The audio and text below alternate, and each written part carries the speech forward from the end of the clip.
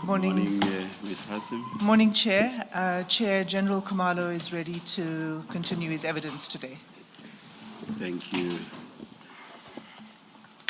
I'm not sure, after such a longish break, whether I should again have the General take the oath or whether we should just remind him that he's still under his oath. I'm sure he has not forgotten. Good morning, General. Good morning, Commissioners. General, you are still under your oath. Yes, Commissioners. Thank you. Thank you, Chair. Where were we? One thing, Ms. Hassim, like I did when we started with the General, besides the statement, what do you suggest? Which volume of the annexures do you suggest we should have in front of us immediately? For this morning, Chair, I would ask that you have two files, the statement file and the file with annexures. It's just marked annexures. Annexures. The one we got today, early this morning. The ones. That's the statement. It's marked annexures, and it has a batch of annexures that are numbered SDK 1 all the way through to about 40 something. Got it. I've got it.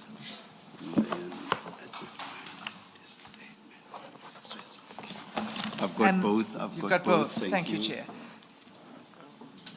You will need at a certain point the additional folder that you were provided, but I will alert you when we get there. You'll indicate when.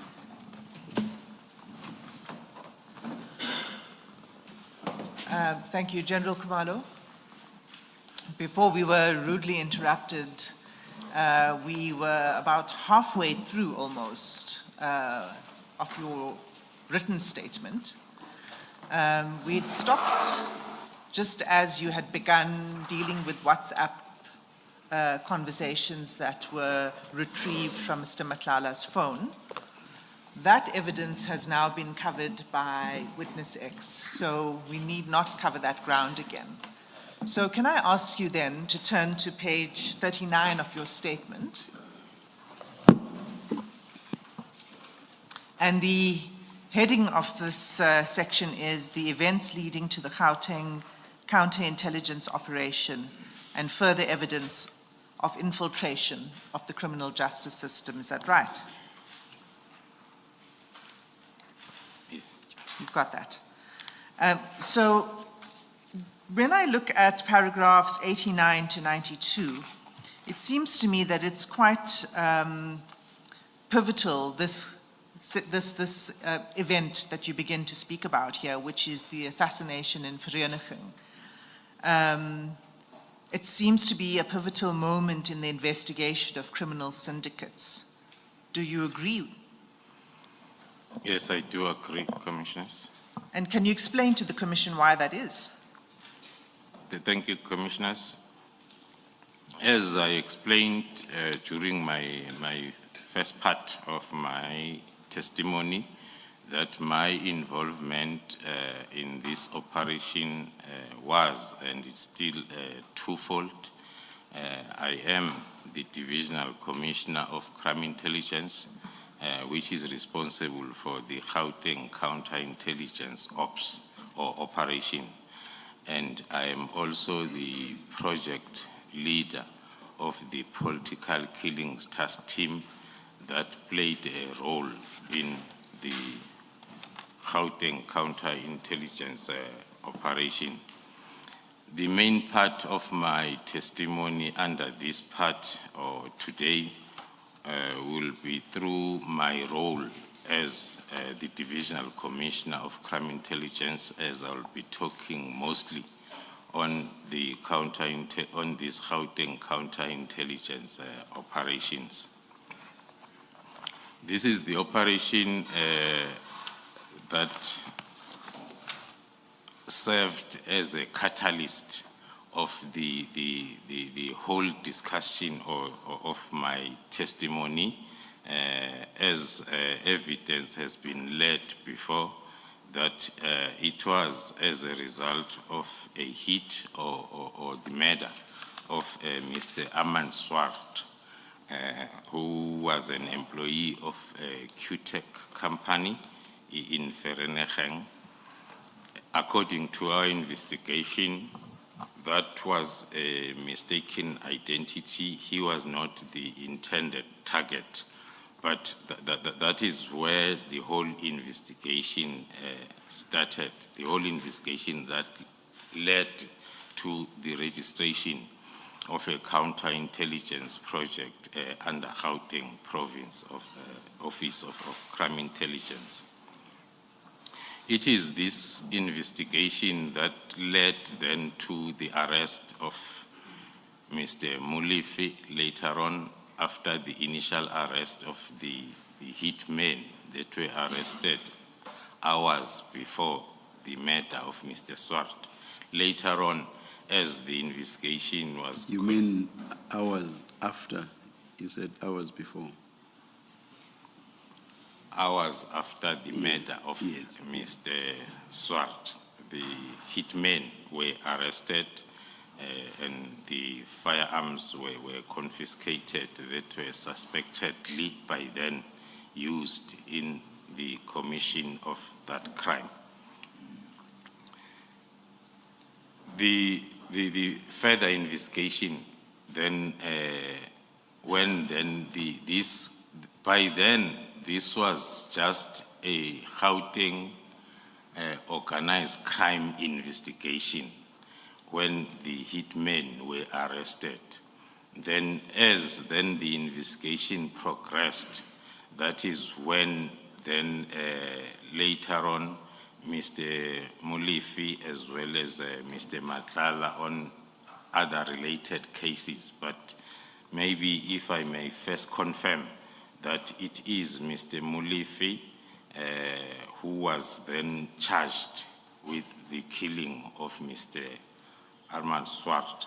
But I'm introducing Mr. Matlala because that is when then the cartel started to shape up when we were doing then further investigations.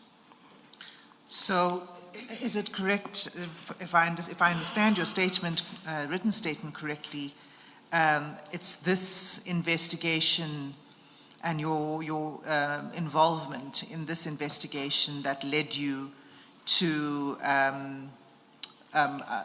expose and to basically have sight into infiltration by criminals of the criminal justice system, is that right? That is very correct, because that started to come up when then we were doing what we normally call in an organized crime investigation, going up the ladder, taking the investigation further. So at the initial stage of the investigation, the role of the involvement of criminal justice system was not clearly visible, other than the fact that one of the hitmen was by then a serving member, a warrant officer in the South African Police Service. So that you were aware of at the time of the arrest of that officer, but as your investigation went on, more members of the SAPS became exposed. Is that what you're saying? That is very correct. We have cases, the organized hits or the contract killings that we have investigated and we are still investigating as part of political killings task team. We have picked up that the hit coordinators as well as hit orderers, they have adopted this new way of recruiting the serving members of SAPS to serve as hitmen. So the arrest of a warrant officer Tau as one of the hitmen did not come as a surprise to us with that experience. So you said a new way of recruiting. What is that? What do you mean by a new way of recruiting members? So maybe if I can, without wasting much time of the commission, if I can take the commission back to my first parts of my testimony, I had indicated that the recruitment by the organized groups in the form of syndicates or cartel is very targeted. So they will want to have more of their members that have experience or are still serving within the criminal justice system. That includes SAPS. Okay. Can we turn then to your involvement and when you became involved in the Vereniging matter? And can we begin with the letter from the prosecutor? And I believe that was on the 5th of August, 2024, that the prosecutor, this seems to be when you started to get involved. Before you start, can you turn to page 159 of your annexures bundle? And that's SDK 15.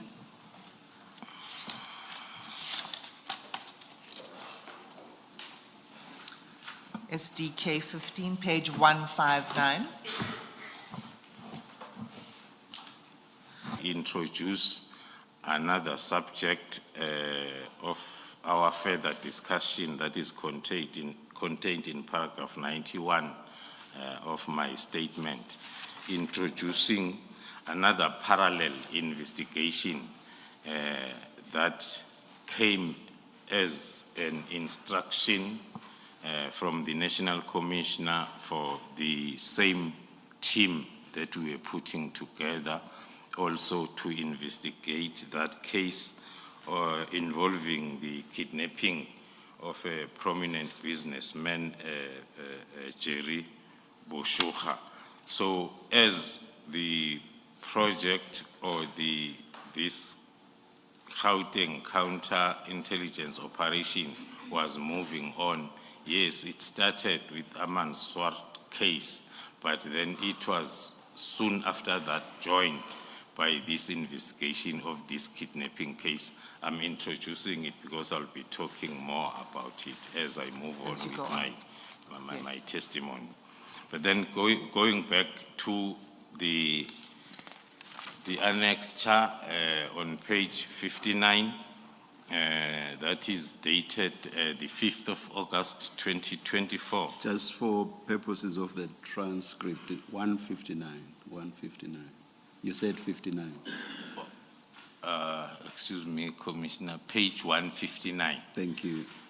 This letter. No, it was not addressed to me. Can I just make a correction on your statement at paragraph 93, Chair? Where it says on 5 August 2024, Senior Prosecutor Ronel Kutsia addressed a letter to me and Brigadier Khopane as the provincial head. That was actually to General Khumalo.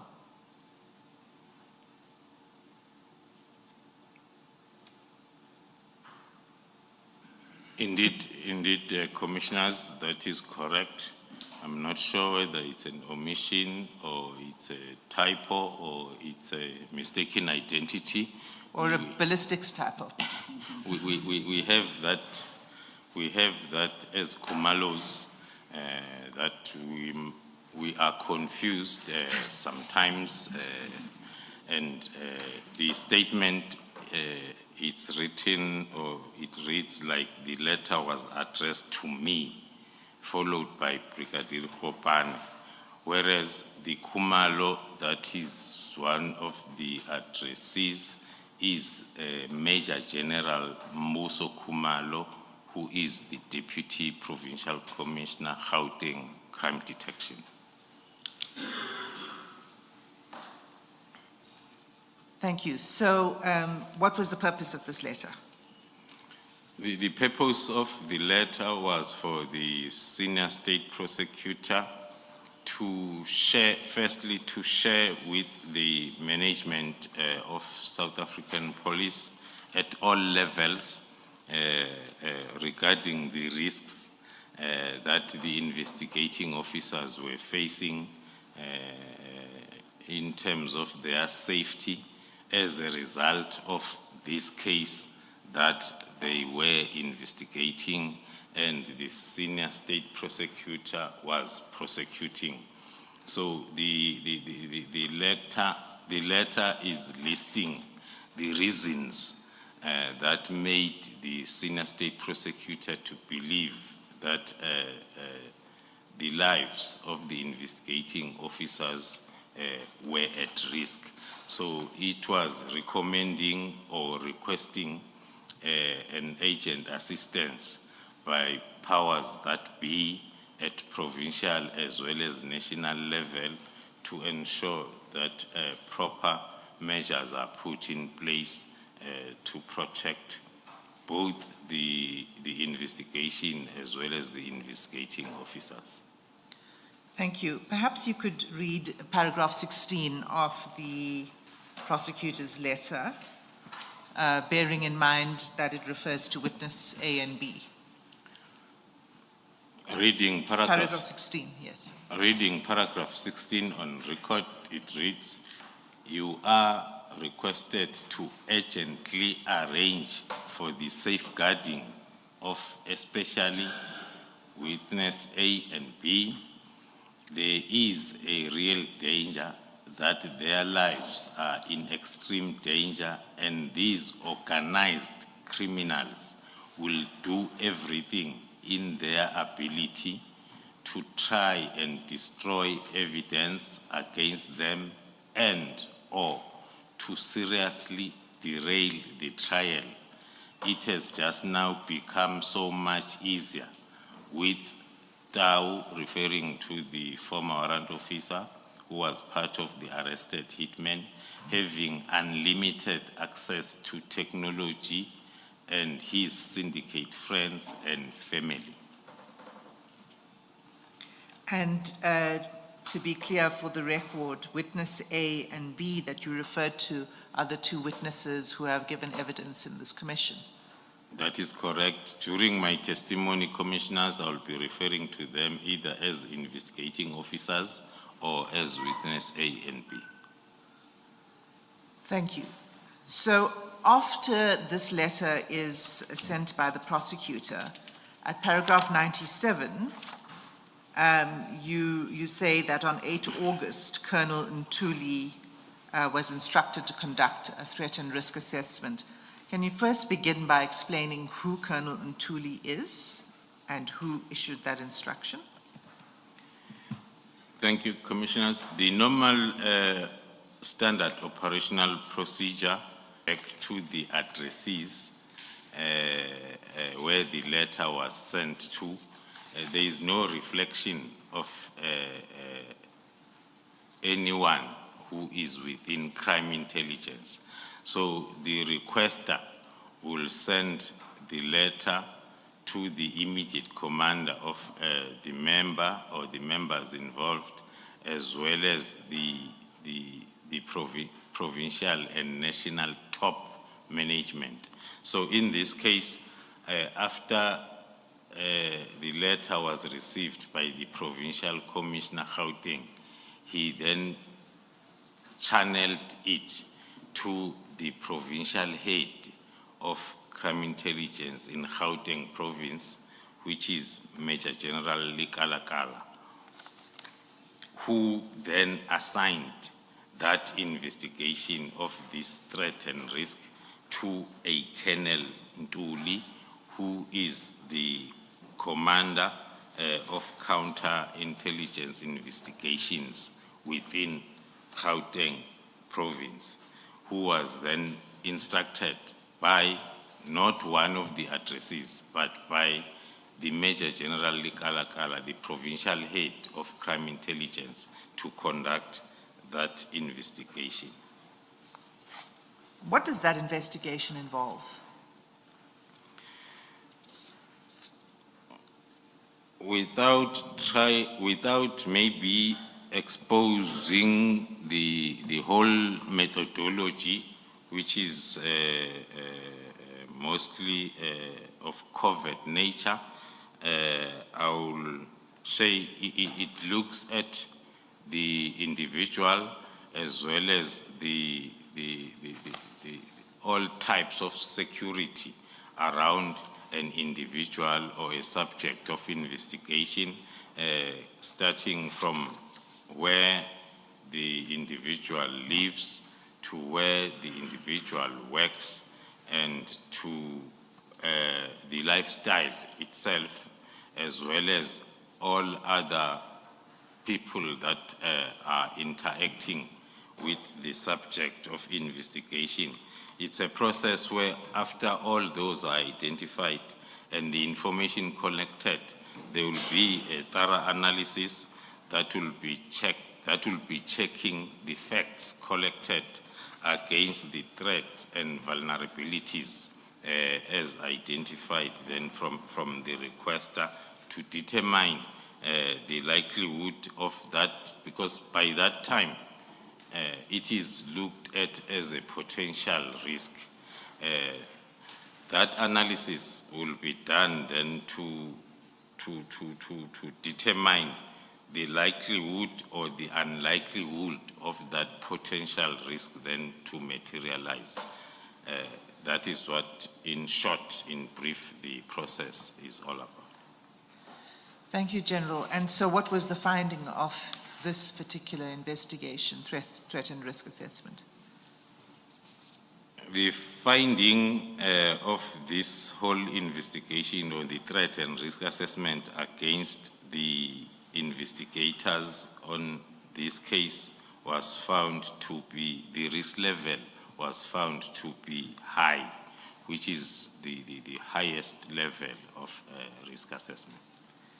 And if I can just ask you to turn to page 162 of the annexures bundle.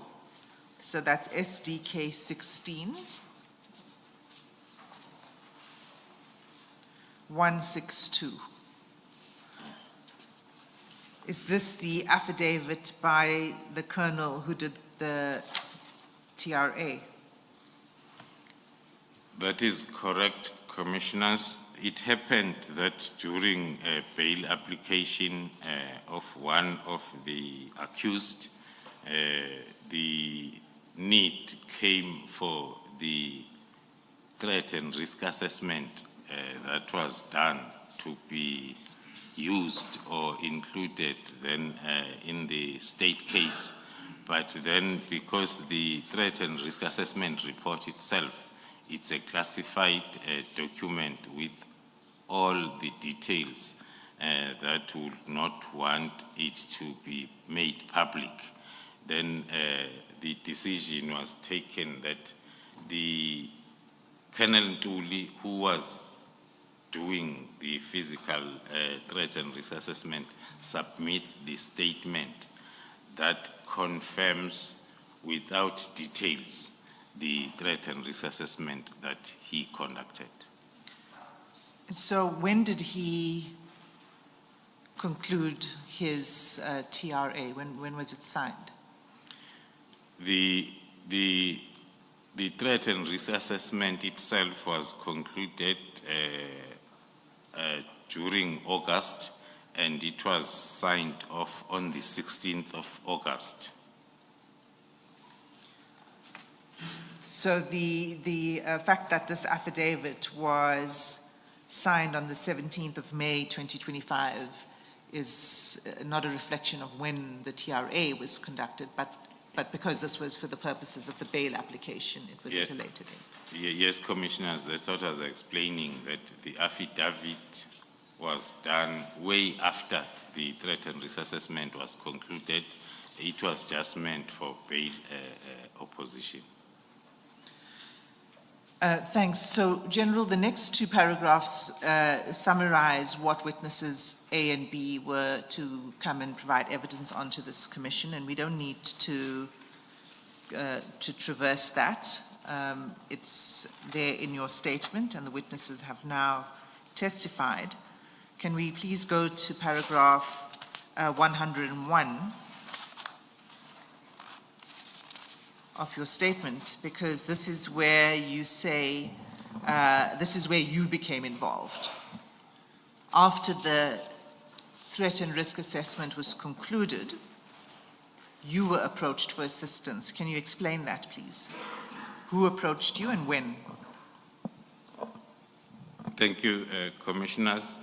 As it's also part of our standard operational procedures, the provincial head will receive the final, according to their level, the final threat and risk assessment report before signing it off, and then the provincial head will go through the threat and risk assessment, including the recommendations that are included, and then if it happens that the provincial head is of the opinion that that particular threat and risk assessment need to be escalated at national level for their views and also for their concurrence, depending. That happens mainly with the high profile threat and risk assessment and also those that are rating the risk at the highest level. So that is what happened in this case. My office was approached by the provincial head of crime intelligence in Gauteng with a view of briefing me and presenting this draft threat and risk assessment for my concurrence and my input. And what type of input would you have provided? After a thorough briefing and also going through the draft threat and risk assessment, there were lots of red flags that pointed towards being a very serious, different threat and risk assessment. In the threat and risk assessment, even from the request by the senior state prosecutor, there were reference made to the syndicate, knowing that the syndicate, to sustain its activities, it needs the strong support of the criminal justice system, which is then also inclusive of South African Police Service. So, looking at the request and looking at the draft report, then my office then was not comfortable with the recommendations that were included in that TRA. Hence, then the inputs that had to be included involves the registration of a counterintelligence investigation project. Sorry to interrupt you, General. You described the TRA, or perhaps more the situation than the TRA, as open quote, different, close quote. What do you mean by that? Thank you, Commissioner. The reference to different is most of the threat and risk assessment requests and investigations that will do, it will be mainly where the potential enemy, if I may put it in a layman's language, of that particular subject of investigation, it's someone that will have a plan to neutralize as soon as possible. So the use of unusual or different refers to the emphasis that was put from the request to the TRA itself that was talking to a syndicate. Now, a syndicate meant that we need to identify all other potential risk areas other than to concentrate on, for an example, other than to concentrate on the name that was mentioned in the request of a warrant officer, Dow. So we had to take it further and define the syndicate. So as then we are able, now, because the request and the TRA were making reference to a warrant officer Dow and the hit squad or hit men that were neutralized by then, it was going to be looked at as a usual TRA. But because of the emphasis and evidence of the involvement of a syndicate that has not yet been identified, that's why then we looked at it differently and we use a different as a weight. And that was your call? That was my call. And so what did you recommend? Then, as I've reflected, that I recommended that we register a counterintelligence investigation, which was going to focus mainly on the identification of the whole syndicate, because now to have countermeasures or protective measures that are directed towards Dow and those that are arrested already was not going to be effective according to my assessment. That is why then the decision to register the counterintelligence investigation to identify more of those that might be involved in the syndicate. In order to protect, as I reflected during my initial testimony, that a counterintelligence investigation is there to protect the operations of the South African Police Service. Now, the operations, they include both the operators or the operator as well as the activities. In this case, the investigation itself, that it becomes a success. So was it through those investigations that you were able to identify Mr. Molefe as a suspect? That is very correct.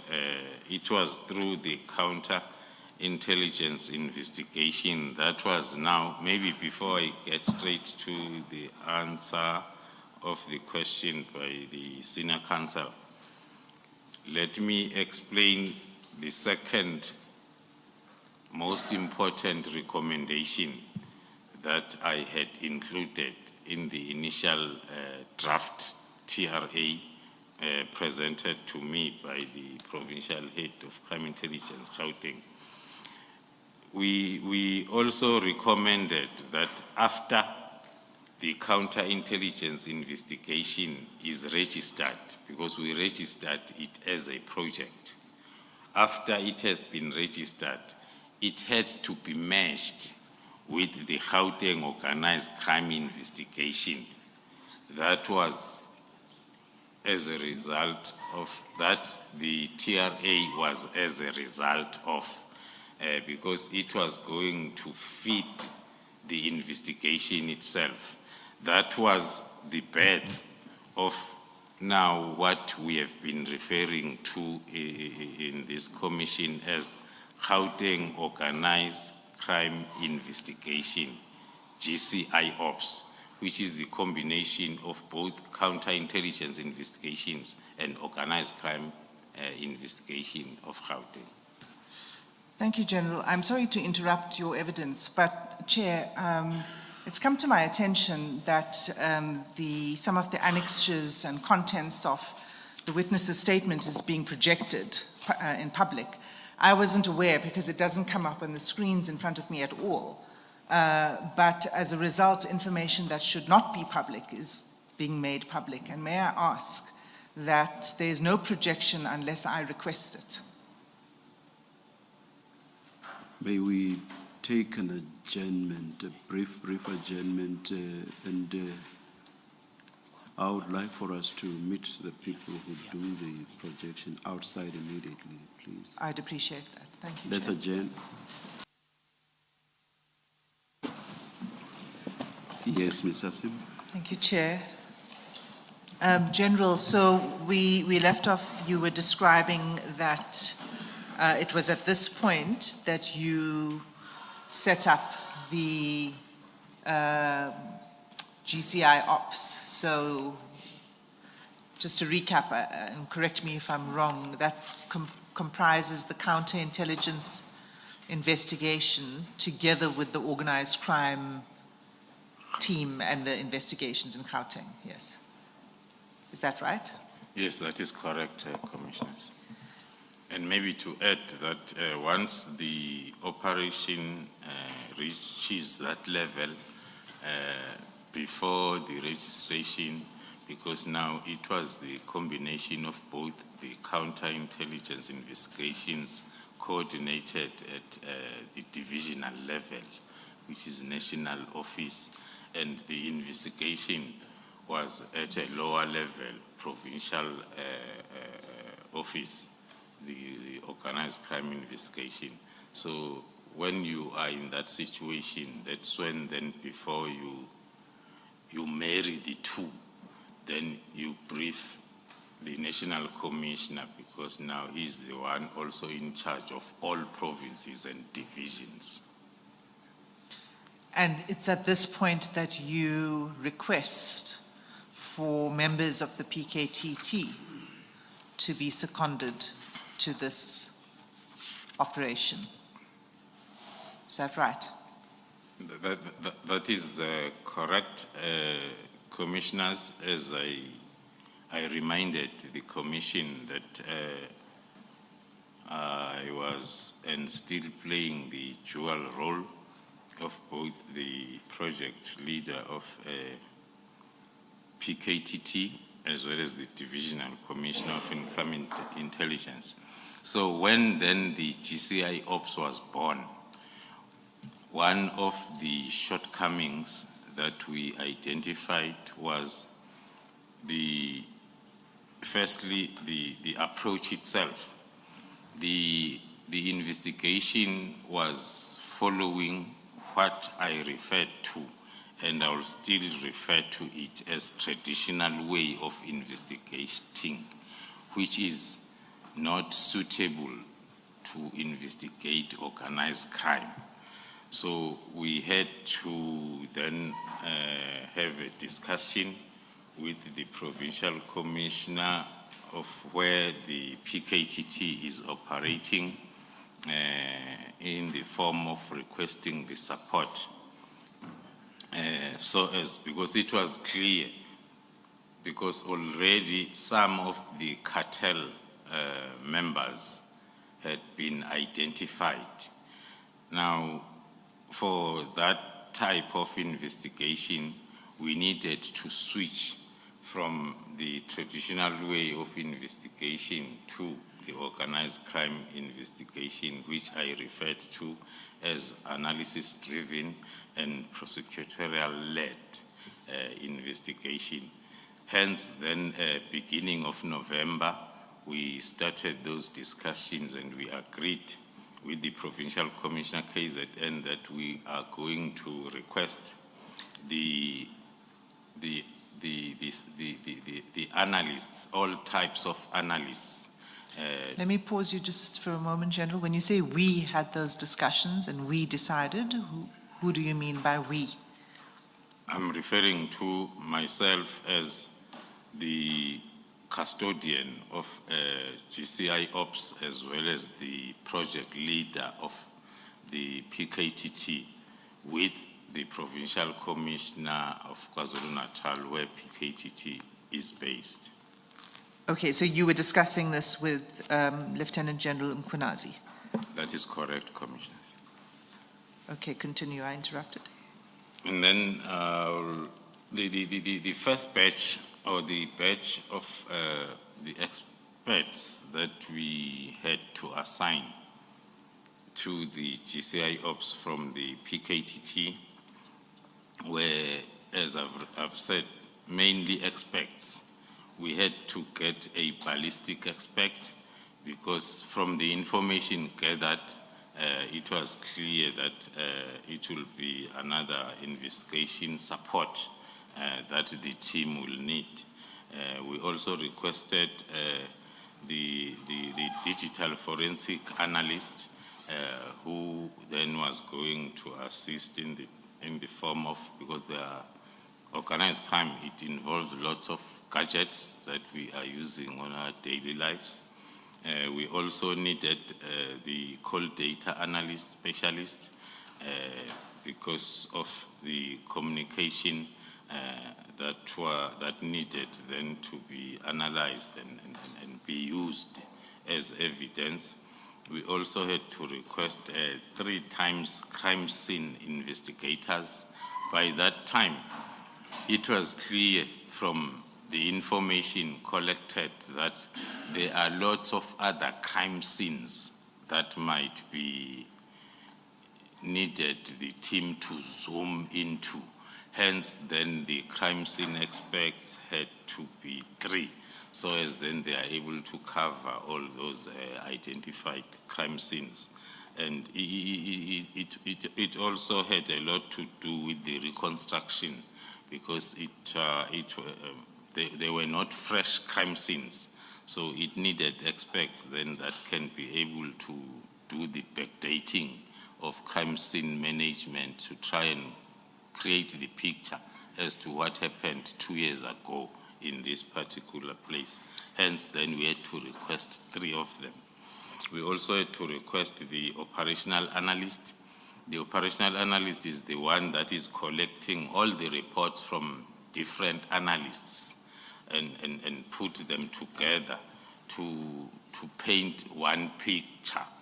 So it's an overall analyst that must be able to read and interpret the digital forensic analyst report, the ballistic report, the call data report. So we needed that center of an analysis. We also realized that we need the overall commander. In the PKTT, we had developed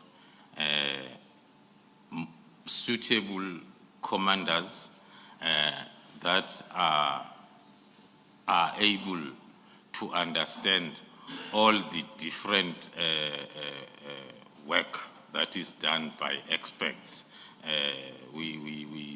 That's why we had to be specific, because in most cases in the police you'll find a commander who's a specialist in visible policing commanding or crime investigation commanding. But the capability that we had built in the PKTT was for the commanders that are able to understand all that is expected to be done in a multidisciplinary. It must be a person who must be able to supervise the ballistic analyst, not by being an analyst, but by understanding what needs to be done. Hence, then we had to include in our list an operational commander. Also, the other aspect that we requested was the designated firearm officer. That talks to the characteristics of most of the syndicates, more specifically this cartel, as I referred to last time, that one of the common denominators is for the cartel members to specialize in private security, having companies that are dealing with private security in order to collect as much firearms as possible. So for that, we needed an expert then in the firearm area, from the importation to registration to managing or controlling those firearms. And we also had to request an investigating officer who was going to join the two investigating officers that we had at the beginning. The purpose for that was twofold, was to assist them in the caseload, because the cases were increasing almost every day. But most importantly was to try and bring someone with the idea of the PKTT's method of operating to link with the two initial investigating officers, so as then we upgrade, maybe it's a wrong word to use, we upgrade them as quickly as possible to be at the level of the PKTT investigation. So hence then our request was for 10 of PKTT members. 10 is made up of those experts that I've explained. Sorry, General, you said something I would like to explore. You talked about the level of PKTT investigation. And my question is, why did you need the analysts from the PKTT? Could you not get them from, say, Cape Town or within Gauteng or the Free State or Mpumalanga? Why did they specifically have to come from the PKTT? Thank you, Commissioner. The main reason is we have seen what we have achieved within the PKTT. We will receive an expert from their respective units.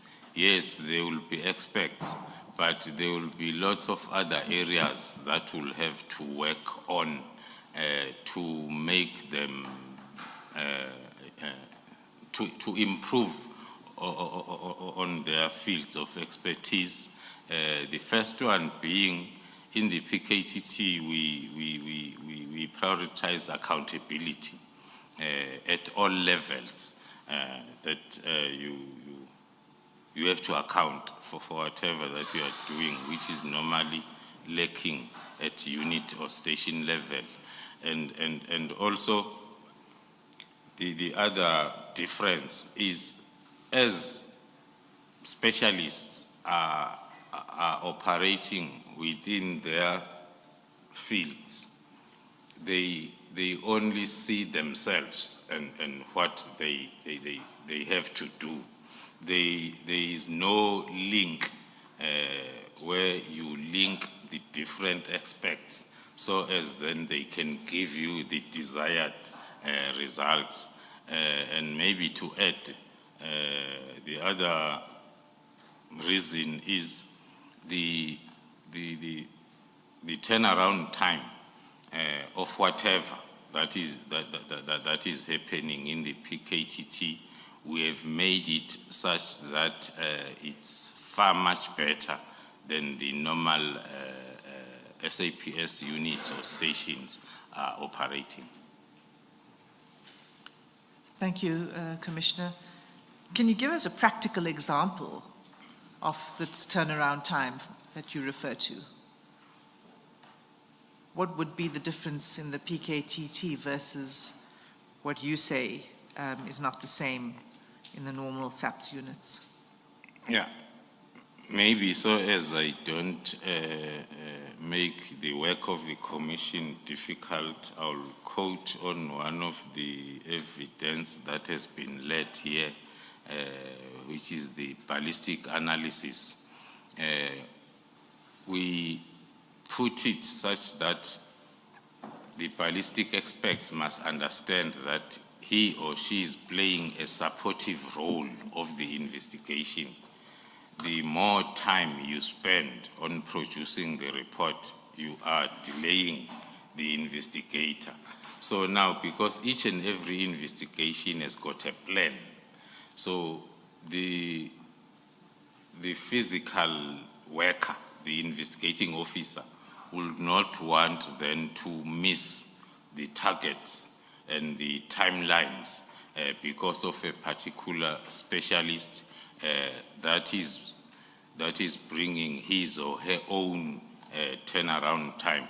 I will say where we saw it working for us was or is the ballistic analysis. The reason why we normally use it is in our report we were flagging on ad hoc cases that will be generated from the intelligence-driven operations where we're looking for firearms. So in most cases, those operations will be on Fridays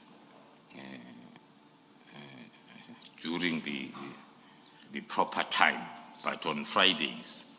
So because we will be having a target that we have intelligence that is in possession of a firearm that was used in a particular case. So the work of a ballistic expert will start Friday midnight or Friday or Saturday morning when we come back with that firearm. The target is by Monday when we go to court to enroll the possession of unlicensed firearm. It's already linked with a main case that we're investigating.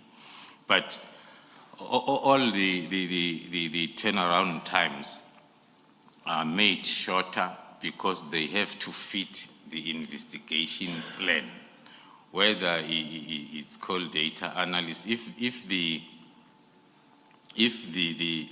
request by the investigating team to the call data analyst is to quickly analyze the movement using the towers, that will be given then a shorter turnaround time because it has to allow the taskings and the responsibility of the investigator to continue so as then the investigation plan is not delayed because of the expert. So it's one of the reasons why we had to tap on the tried and tested personnel from the PKTT. Our timeline, although it's not included in my affidavit, but if we look at the time the experts joined the GCI Ops, which was the 19th of November, and with a quick briefing for them to understand, and thereafter they move separate ways to start doing what is relevant to their different fields, and they bring it back. And then by the 6th of December, we were ready for the takedown of the first target, which is roughly 2 weeks from the 19th to the 6th. That's another example. So that's 19 November 2024 that these 10 members were seconded to GCI Ops and they began their work immediately. Yes. And you say they were recruited specifically for their expertise. Yes. And you couldn't obtain that kind of expertise in Gauteng through the normal units. You've explained that. Yeah, it's not, thank you, Commissioner. It's not that we could not. The expertise and experts are there, but the way of operating, starting from the attitude towards your work, which is more about, because I think I indicated previously that the way of the methodology in the PKTT it's different from the normal SAPS way of doing things. Every day there are accounting sessions, every day. When you go out, maybe let me start by, you don't go out to do what you think and feel needs to be done. A day before, the team will sit, and then the operational analyst who's having all the information in front will then give the direction, which will give rise to the taskings that the investigation team must go and obtain statement from A and B. And the statement must contain these. And then when that comes, then the team will sit again to account and verify the feedback, whether it's talking to the. So we wanted, because we could see, as I've said, they were, because this now was a different operation with a counterintelligence investigation, as I reflected that one of the objectives of counterintelligence is to neutralize the threat. So you cannot then leave the threat being there for ages. So the quicker you neutralize the threat, then the quicker then the level of risk is going down, because there are lots of logistics that are put in place to make sure that the investigation and investigators are protected. So for us to achieve that, not that we undermined the experts that are all over the country, but we thought that we rather opt for the ready-made group that is suitable for what we have on hand. General, why can't the mode of operation of the PKTT be replicated throughout the country? If at the end of the Commission's life, that is in terms of the testimony led before it, we are satisfied that indeed the PKTT works better than the rest of SAPS. This is a question we may have to answer. That is, why can't that mode of operation be replicated throughout the country? Thank you, Commissioner. In all our reports, that is included as one of the recommendations to the powers that be, that we recommend that this methodology is used as a benchmark to try and change the way we are investigating crime, because our traditional way, it's still suitable for normal crime. The assault commons, the assault GPH, but then when it comes to organized crime, the same traditional ways are not applicable. So we will recommend that with all our reports. There's been attempts, Commissioner, if I may divert from my affidavit, there's been attempt. There was a time, a year, where all provinces were requested to send a minimum of 6 members of SAPS to come and sit with the PKTT and learn.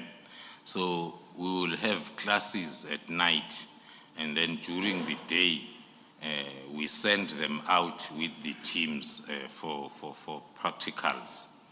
And it was a successful intervention or attempt. The problem started then when they had to go back and implement, because now those that are expected to implement or supervise the implementation were not understanding. You have trained 6 members from Limpopo. When they get back home to their commanders, they are going back to the old ways. Hence, then the second attempt was with Western Cape, where the National Commissioner instructed that the Provincial Commissioner himself be part of the team that will go and learn.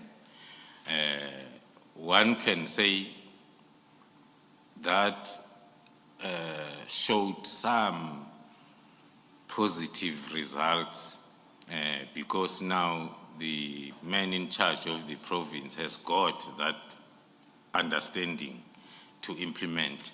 So hence then we believe that this model of PKTT can be used as a transition from the normal or traditional way of investigating to this one that is suitable for the problems that we are facing as a country at this moment. We look at, there was a time when I think I had a session with the crime scene experts.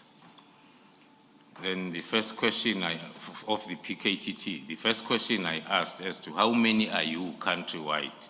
They gave me the number that is almost 2 times more than the police stations that we have. Then I said, then why then you have your units somewhere instead of having each station allocated the expert that. So as we move, the second most important investigative aid that we will need to prioritize is called data analysis. Almost everybody is having gadgets nowadays, and the way it helps in terms of investigation and also fast tracking. So in trying to answer your question, Commissioner, I was very long, but I was trying to show that there's been attempts, but it won't be the first time that the PKTT model is recommended. It has been recommended by ourselves and then also accepted by some of the principals within SAPS. At the beginning of your response, you said you made recommendations to the open code powers that be closed code. Who are those powers? Okay. Thank you, Commissioner. I was referring to, in terms of accountability, the PKTT is reporting firstly to the Provincial Steering Committee that is made up of the top management of those stakeholders that are within the province. So when we submit the report, we include that recommendation so as they can see if they can do something. Same applies to national. I'm not sure that that answers my question. You said that you have made recommendations to the powers that be that the mode of operation of the PKTT be adopted nationwide. Did I understand you correctly? Yes. Yes. Now my question is, who are the powers that be that you made your recommendations to? I would imagine it must be at national level. Thank you, Commissioner. I started at provincial level. I was moving on to say even within the National Steering Committee meeting chaired by the National Commissioner, even when we are submitting the periodical reports to the National Commissioner, we will include that recommendation. Even when we have to submit the report to the interministerial or even the Ministry of Police, we will include that recommendation. I think, if I'm not mistaken, the initiative of Western Cape team led by the Provincial Commissioner was recommended by the Ministry when then that report was tabled. Thank you. Thank you, Chair. So you would have made the recommendation to the Minister, to the National Commissioner, as well as other ministers within the interministerial committee that was having oversight of the PKTT. Yes, Commissioner. So that was a small diversion. Let's return to where we were, the secondment of the team, and particularly because of the importance of the working method of this team. that led to the arrest of Mr. Molefe on the 6th. And that brings you to paragraph 107 of your statement. Now, General, you'll see that the next few pages, all the way up to paragraph 124, describes the events that took place on the 6th of December when Mr. Molefe was being arrested, or what you call in Hollywood style, takedown. So that's what these paragraphs describe, the takedown of Mr. Molefe. Now, we've heard from quite a number of witnesses already. The Commission has heard from many witnesses, witness A, B, C, Captain Wanda, Captain Kruger, a range of people right until yesterday. So that's been detailed for the Commission, the details of all of those events. I don't think it's necessary for us to go through these paragraphs in detail. However, I would like you to explain some things for the Commission, including why you describe these events as interference. And I just want to begin by asking you whether you had overall coordination of this operation that was taking place on 6 December. Yes, thank you, Commissioners. Maybe to give a little bit of background to the part that the Senior Counsel is directing me to talk to, I'll link it with my last statement that said when the experts were brought in from the 19th of November, and then by the 6th of December, we were ready for the first takedown. And then the investigation with the assistance of all these experts made it possible for us to obtain the warrant of arrest of Mr. Katiso Mlife on the 5th of December. That's when then we had to start preparing for the takedown or the arresting of Molefe the following day. Then, which was then on the 6th of December. So what we did, because within, as I've said, this is a GCI Ops, which has got a lot of intelligence activities within. So there are continuous threat and risk assessments that are done, even when you plan for the takedowns. There will be a lot of pre-activities that will take place.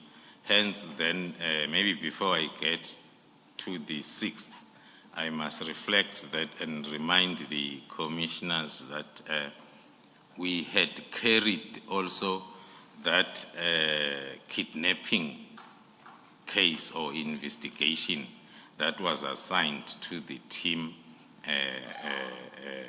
also during around October, November, during the same time.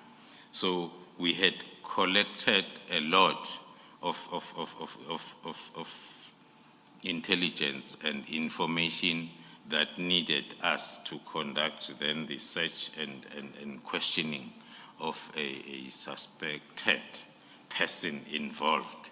Hence, then, on our planning for the 6th operation, we had to include also that part of searching and questioning an identified target on the kidnapping case. So we had to do that because we had to mobilize additional resources for the 6th. So in order for us not to remobilize the following week for the for the search and questioning, then we decided to combine both the operations to take place on the 6th. So the two operations you're referring to then is the takedown of Mr. Molefe and then the questioning of Mr. Madlanga. Madlanga, yes. So both took place on the 6th of December, and that was by design. By you say. design, not a mistake. It was planned to be like that, maybe to add why we had to mobilize more resources. When I was explaining the first batch of experts that came to assist, they were minus the tried, I'll always use these tried and tested combat experts that we utilize in the PKTT. So for this particular operation now on the 6th, we had to also get the support from the PKTT for the combat team to come and assist, because during the takedown, the first concept is to make the place safe for an investigating officer to enter and search and do whatever that needs to be done, and the experts from forensic also to come and do whatever that they need to do. But the other aspects that maybe commissioners I might add whilst I'm there, we had to mobilize extra special task force members from outside the province of Gauteng. The main reason was for a threat assessment that had been done on the second target or second operation, which was the search and questioning of Mr. Madlanga, based on the profiles that we have done of his more than 20 protectors that are former special task force members. So we were not going to be able to do our work if we bring the combat team that is less trained than what we were going to face. Thank you, General. Chair, it's 11:02. I'm just bringing that to your attention.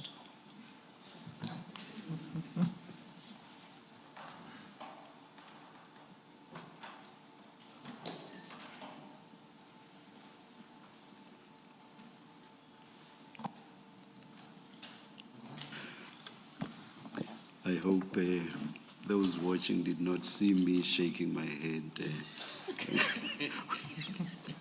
when Commissioner Malo whispered to me. Let's adjourn and resume at 11:20.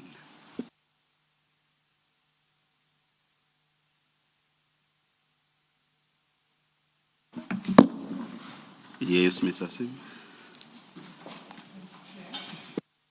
Thank you, Chair. General Khumalo, we were at the takedown of Mr. Molefe, and you had just explained that there were two operations that were planned for the same day. And I'd asked you whether you were the overall coordinator of these operations on that day.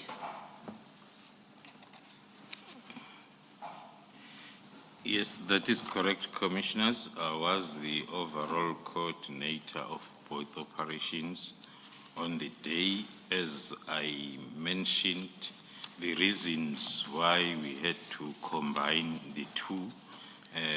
Also, we had received fresh information on the kidnapping that needed us to conduct that operation as soon as possible, as we are all aware that a kidnapping case is a life and limb situation. That is why then we had to combine the two on one day. Let's start with the one operation first, and that's Mr. Molefe's arrest. In your description of the events, you describe the arrival of the Hawks as interference, the arrival at the scene. I want to know why you use that word, interference, but before we get there, why is it that the Hawks would not be part of an operation like this in the first place? Thank you, Commissioner. Starting with the last question, the setup of PKTT will be for us to have investigating officers from general detectives, also from organized crime units of SAPS, and also from DPCI. So we have the combination. Most of our teams, what also something that we do differently, with each and every pillar, we call our teams pillars. With each and every pillar, we don't put one type of expertise. We put the combination, for an example, as I've explained, that within our detection teams, we will try to have the combination so as we get all different types of skills together.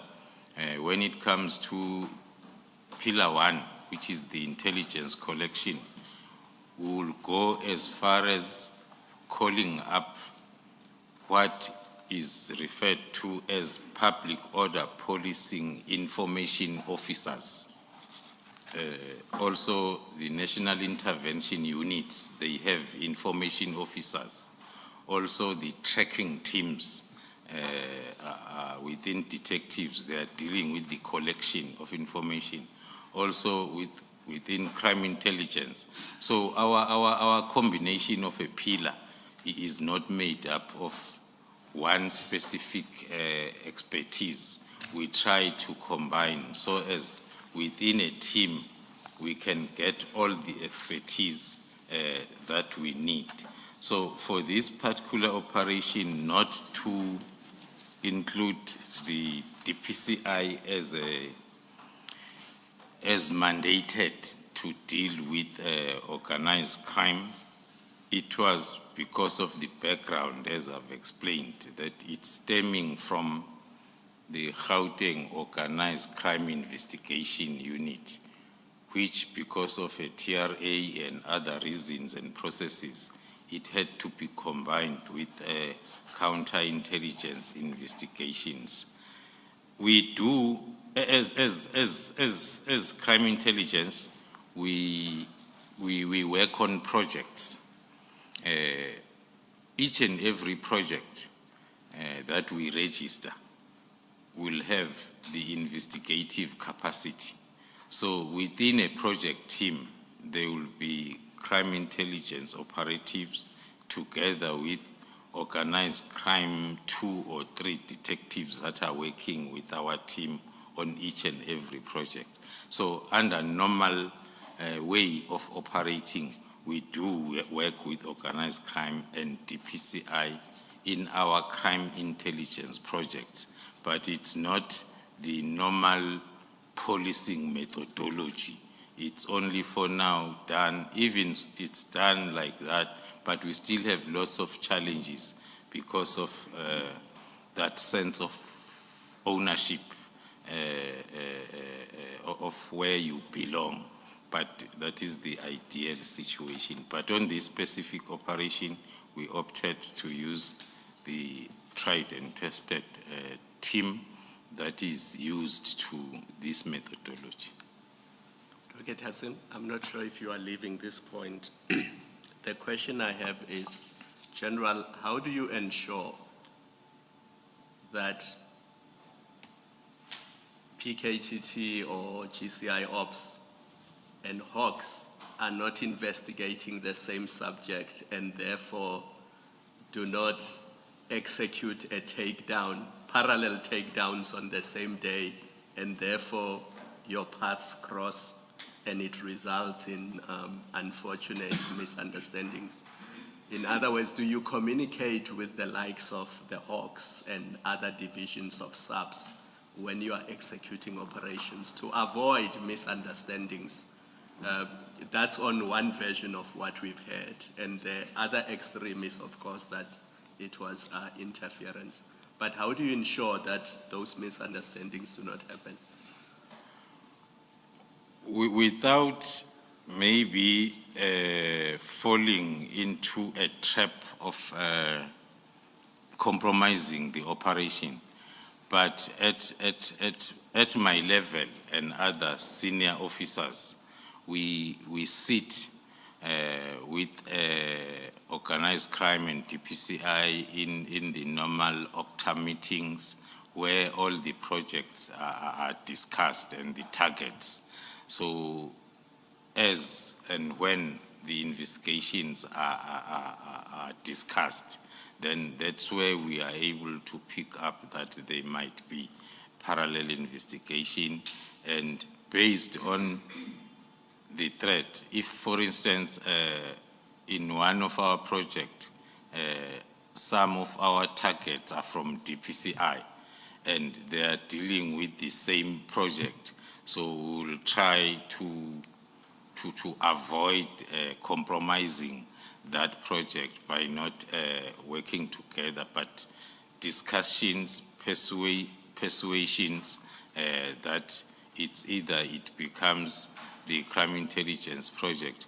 That is why within crime intelligence, we are allowed in terms of the Act to have counterintelligence investigations, such that we can start the investigation on our own up from the beginning up until the end. If, for instance, then it comes out that the investigation will involve either people from DPCI or investigation or any other environment that is entrusted with investigations. So we call those self-sufficient projects, where we will do everything on our own up until we take the matter to court. So with this specific one, the specific takedown and the interrogation of Madlanga specifically, there was no communication from your office to the Hawks to say, we will be executing this operation on this day?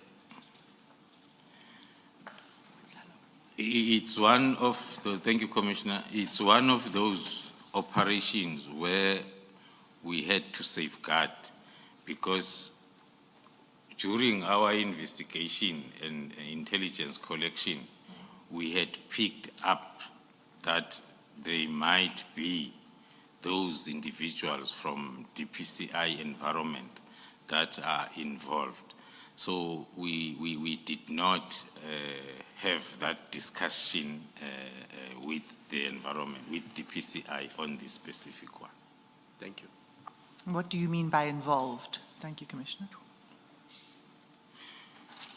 I'll make one example. I'm not sure if it's still coming up further on with my statement. During our investigation,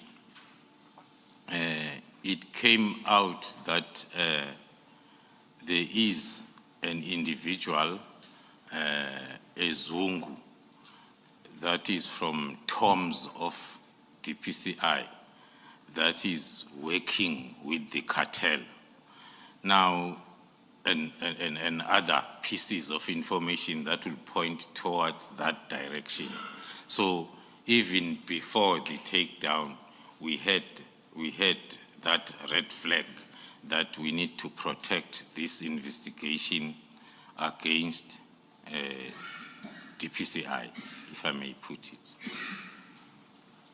General, perhaps just to go back to the original question asked by Commissioner Khumalo, when you share information as agencies, is it as specific, do you share as specific as to say, we are going to be conducting a takedown on this day, on this individual? What is the detail of information that you share? Thank you, Commissioner. When it comes to takedown, it's a very close, because it's the last step of the operation. It has to, or normally involves, those people that were part of the initial stages of the operation. It does not come out that during the takedown phase, we have now to widen the scope and brief almost everybody. That is during takedown. But during the initial stages of the operation, under normal circumstances, there will be representatives from each of the required field of expertise to be part of the project team. And even that will be closed to the project team members only. But during the evaluation sessions, where all environments are there to evaluate all operations, even the sharing of information there, the leader of each project will come and present the progress to us, so as then we can advise and assess if the project is progressing well. But it's not the sharing of tactical and operational information. So there is no stage that talks to that. But if it happens that there are targets that are at a particular level in a particular environment that are parts of the target, informally and indirectly so, there can be a discussion between, for instance, myself and the head of DPCI to say, on this project, we will be limiting our briefing as well as our information sharing, because we have some of the target in the space. But that talks to also trust issues between the two principals, or amongst the principals in the space. Thank you, Commissioner Beloy.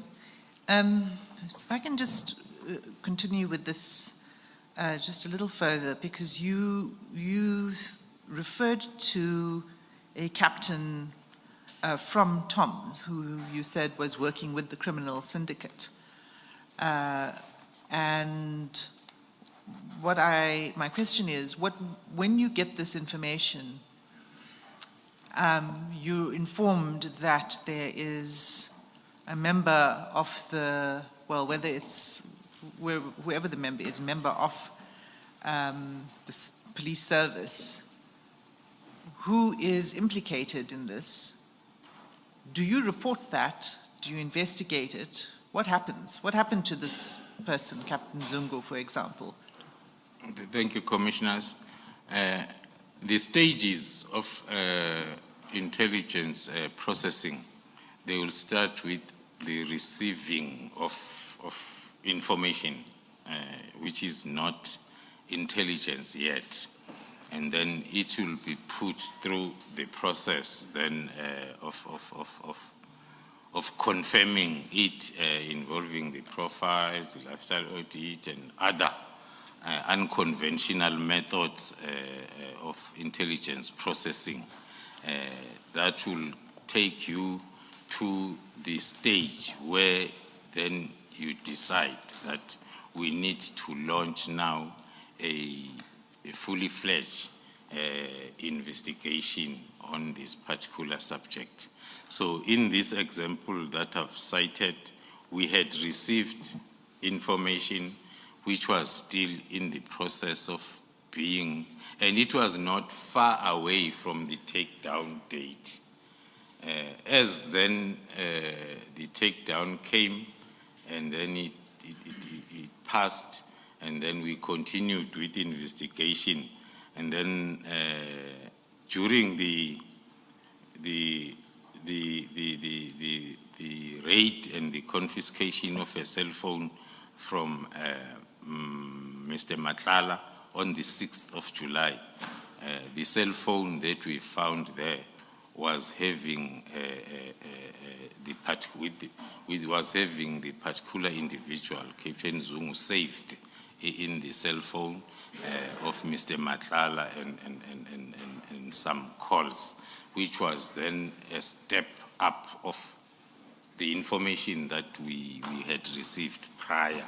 So it's still an ongoing investigation. I'm citing it as an example as I'm going to dwell now on the interference during that day. I got that, but can I just clarify something? You said 6th July. You said the phone that you got from Mr. Matlala on the 6th of July. So that was after his arrest in May. Yes. So was this the phone he had while he was in prison? In prison. Yes, Commissioners. We had 3 encounters with Mr. Matlala. The first one was the 6th, and then the second one was the 6th of December.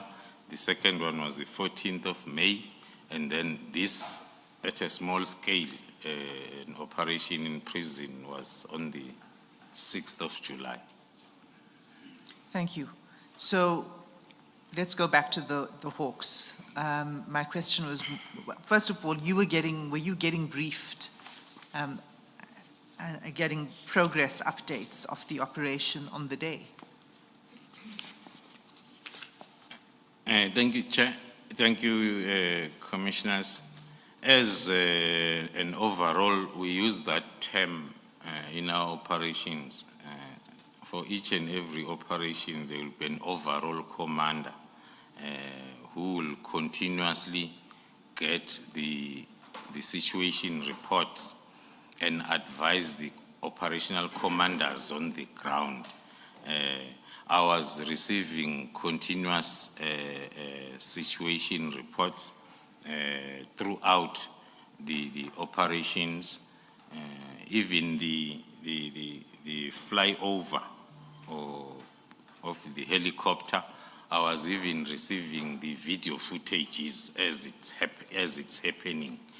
So as then I'm able to activate the analysis department to continue with the profiling, identification of the aircraft, and as you get the information, because you are the overall commander, you support the team on the ground with your support staff that is behind you. So in this operation, I was continuously briefed.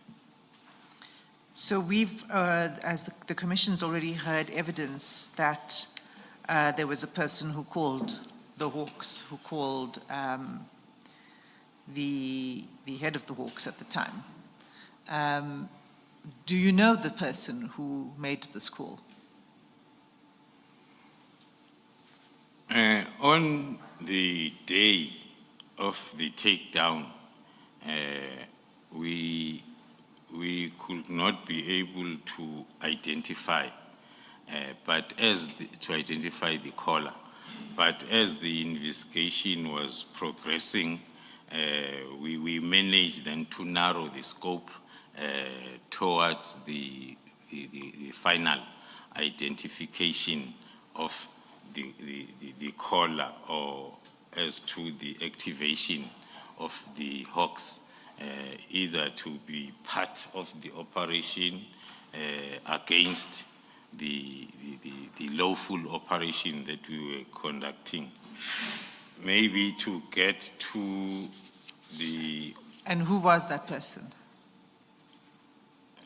The person, so far, all our information is pointing towards a Mr. Mtetwa, who, according to our investigation, is the one who activated the call. But I'll get to the further explanation as to what led us to that identification, okay, as I explained the whole interference as per my... Okay, go ahead. That yes, was where I began, was to explain why you call it interference. Yes. So maybe before I even get to the interference, one is looking at the common denominator. The first operation was the execution of an arrest warrant of Mr. Molefe, which took place before the one at Matlala's house. But one common denominator that one needs to flag is on both these operations, the name of the Minister of Police was either dropped in the form of name dropping by the individuals against whom the operations were targeted. General, let me take you a few steps back. You said it was Mr. Mtetwa who activated all of this. That is the involvement of the Hawks, I assume. What do you mean by activated all of this? Yeah, thank you, Commissioner. I was coming to the explanation now as to what we mean by activation as the event or during that operation was moving on. Maybe if the commissioners can allow me to finalize that point of the name dropping, which is something that was a common denominator. All right, please continue then. During the two operations, the evidence has been presented in this commission as to the dropping of the name at the operation at Molefe's place by the close protector or driver or colleague who then asked one of our members as to are they aware that Mr. Molefe is a close friend of the minister. And also later on in the operation at Matlala's place, Mr. Matlala himself indicated that you guys disturbed my diary. I was supposed to go and meet the Minister of Police. Now you are here. So that was the common denominator that I was referring to.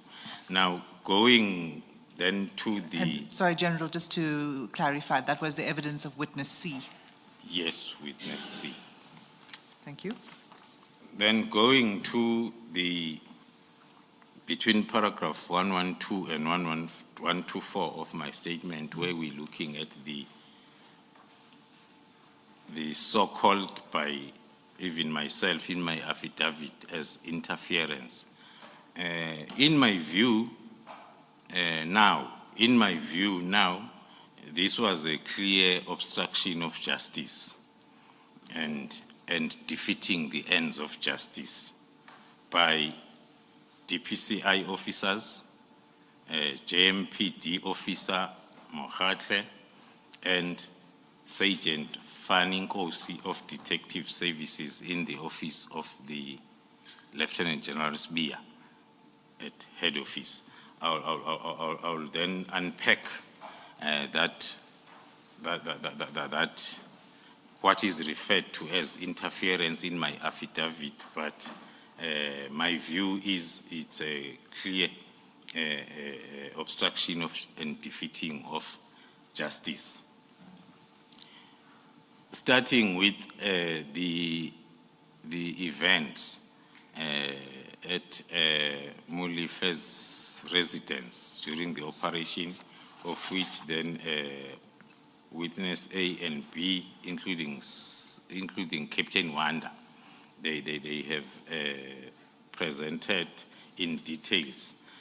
But the first incident that talks to the obstruction, as I've indicated that with our operations, we move in stages. We plan for the operation and we stick to the plan. So when we were at the initial stage of the operation, that includes a lot of surveillance, that includes a lot of scouting, that includes a lot of other covert intelligence methodologies. It happened that Mr. Molefe activated the JMPD officer, Mokhatle, to come and confirm what he was suspecting around his house. That also happens to a person who's familiar with our methodologies. We try by all means when we do our work not to be noticed. But the mere fact that Mr. Molefe noticed our pre-operation activities, it talked to him being familiar and working closer with our own people that will then be able to confirm that something might be coming. So it's not that the criminals are outsmarting you, it's that they're getting information from sources inside. Yeah, hence even during my first part of testimony, I indicated the very selective type of recruitment by the syndicates. They recruit those people that would add value to their operations. So hence then even our environment of intelligence community is not spared during that. So one will take that, they will get that in-service training or assistance by those people that are working for the cartel. Hence, I'm touching on this first and initial part of obstructing the ends of justice, because that was tampering with our operational plan. When then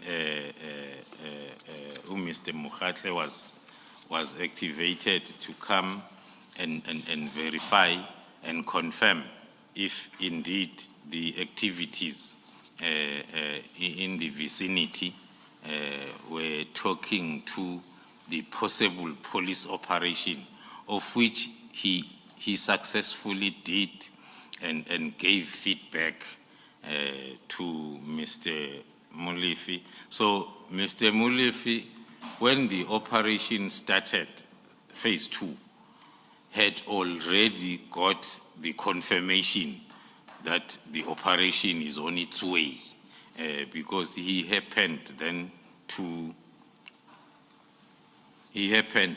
get an expert that is having systems on the cell phone to verify and confirm whatever that is suspicious around and give a feedback, of which, according to our information, he did give feedback to Mr. Molefe.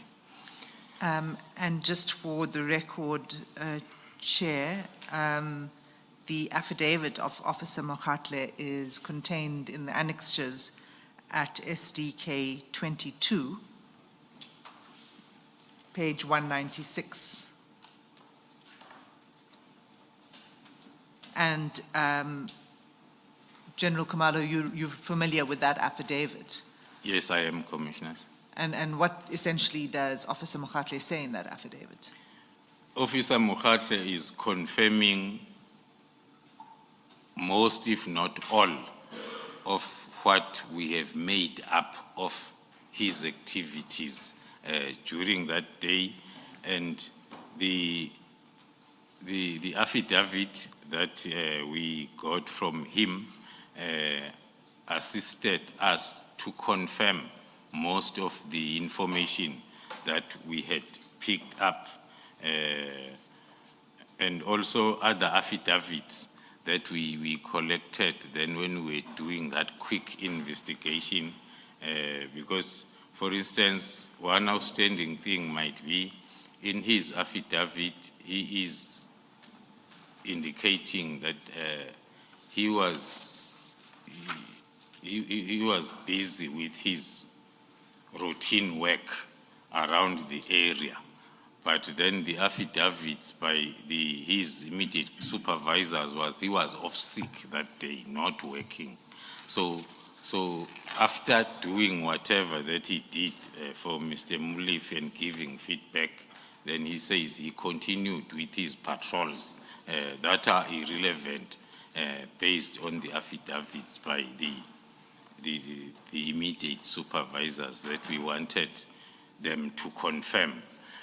Also, he's confirming the abuse of the systems that are used then to verify information during investigations and intelligence processing in terms of vehicles, in terms of people. And this can go as far as maybe to touch on it. In the intelligence environment, we use a lot of covert resources.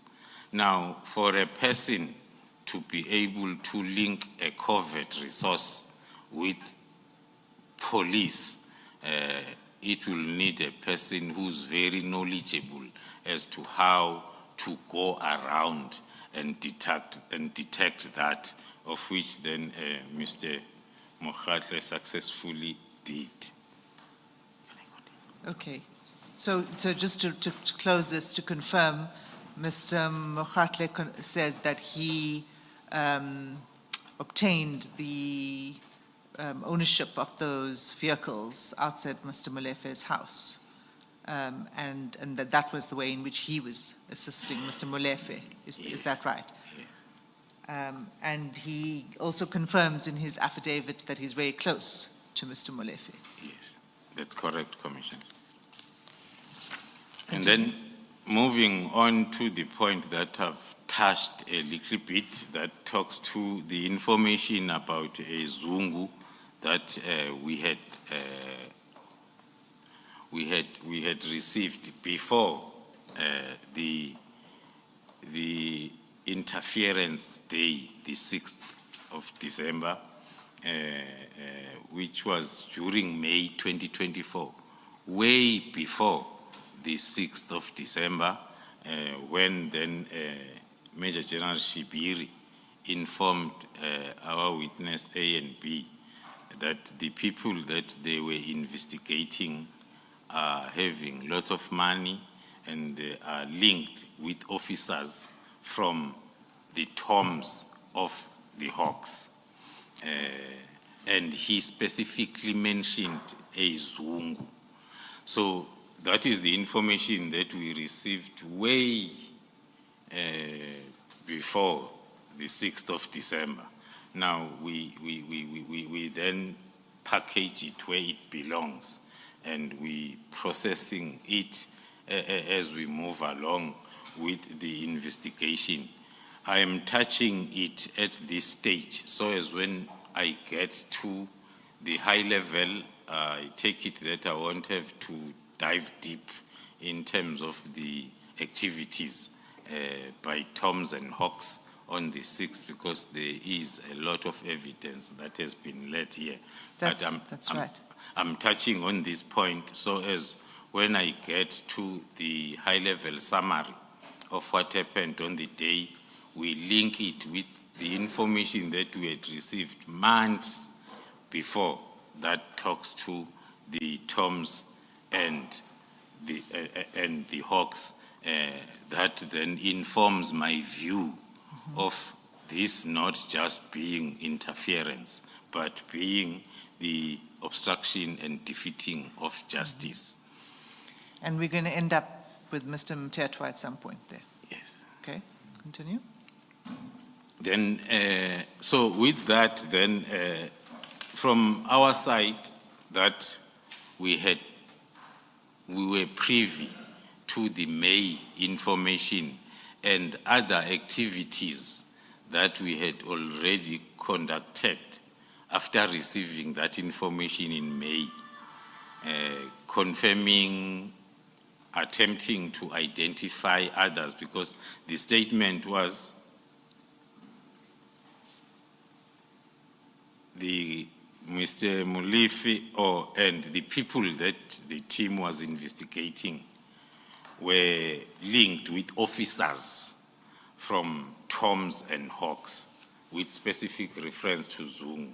So we had to do a lot of other spade work to try and confirm that statement. That is then from May up to now, because it did not stop on the 6th of December. So it was not a real surprise for us what happened on the 6th, when then there were members from the Hawks, including Toms, in Mr. Katisa Molefe's premises during our operation, based on that information that we had received. General, do you hold this view of obstruction of justice against the members of the Hawks who arrived at the scene, or do you hold it as against perhaps people much higher up? Let's leave aside Officer Zungu for a moment, but those who actually arrived on the day, do you hold that view against them? I'll tell you why I'm asking. I understand the offense of obstruction of justice to have as a mental element intent, not negligence, but intent. So would you say all of those officers who arrived there and who, on my understanding of the evidence, went there on the instructions of senior officers, so would you say those officers at that level had an intention to commit the offense of obstruction of justice? If you do, on what basis do you do so? Thank you, Chair. When we round off the investigation, preparing then to process the matter forward for prosecution, that is the time where we will be able then to bounce the actions and activities by each individual against the elements of the crime of obstructing, as the Chair has indicated. For now, the identification and information is talking to the activities. So they might, if I may make an example, there might be a person who had intent of defeating the cause of justice who was not at the scene, but who played a role. And then within a vehicle, there might be 2 or 3 people that were at the scene of crime, and maybe one of them did not have the intent, but then 2 had intent. So the final stages of investigation then will clearly give us the picture.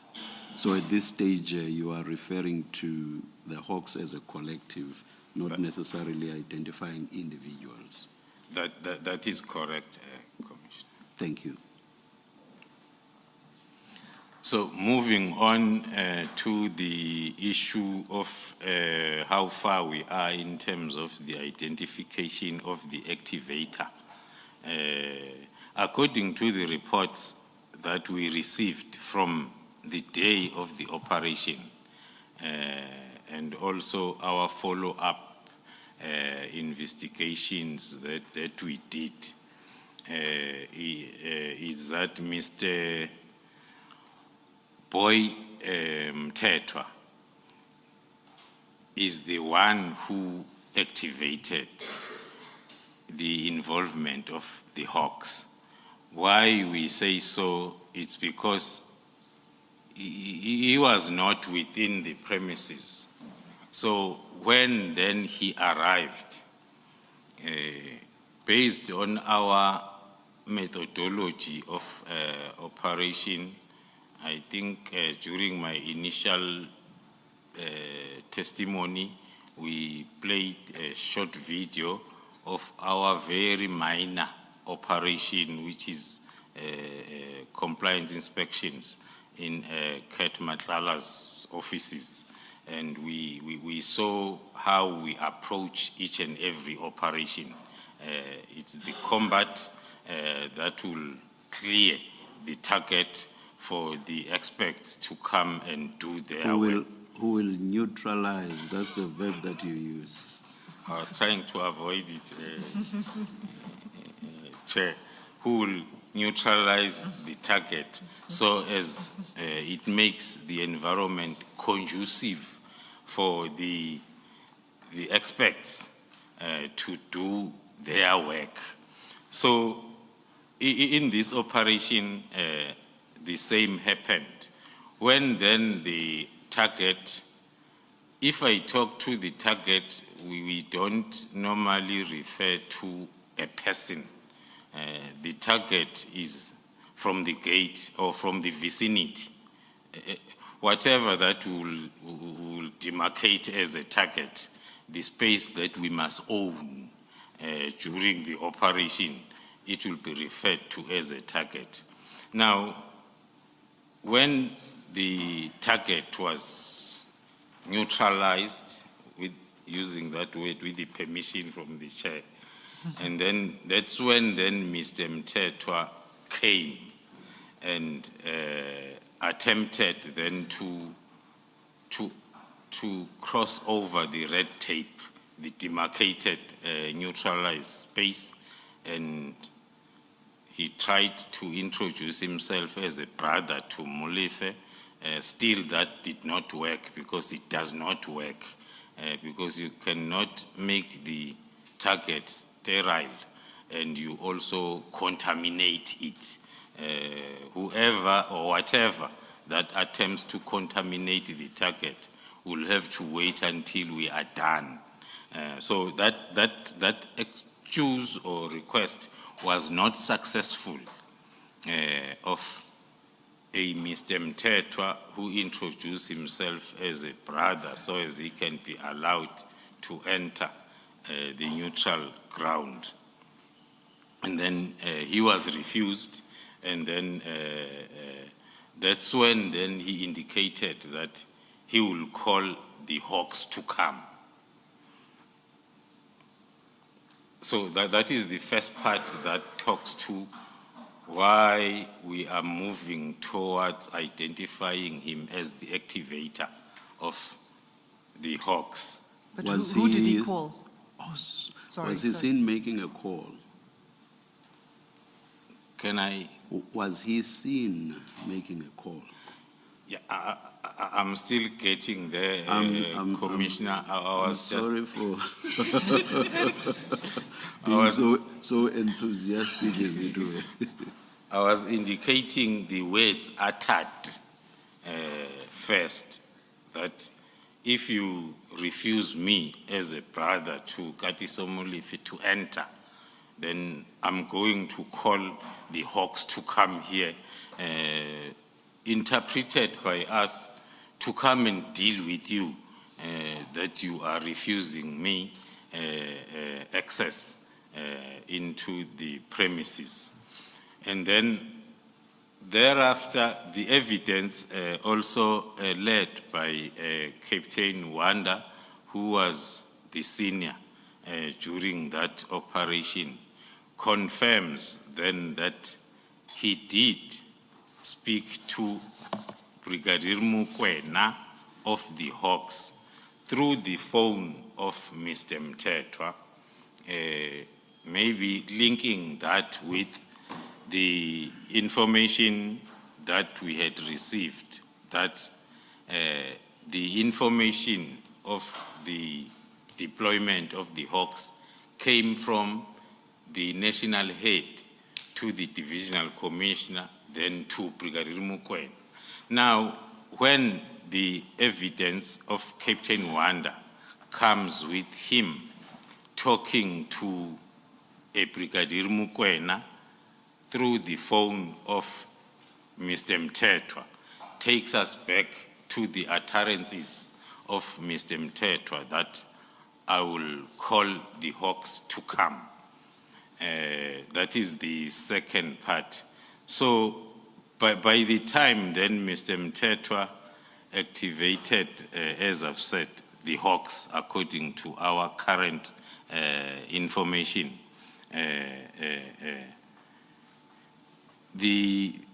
because the activation was under the pretense of police impersonation,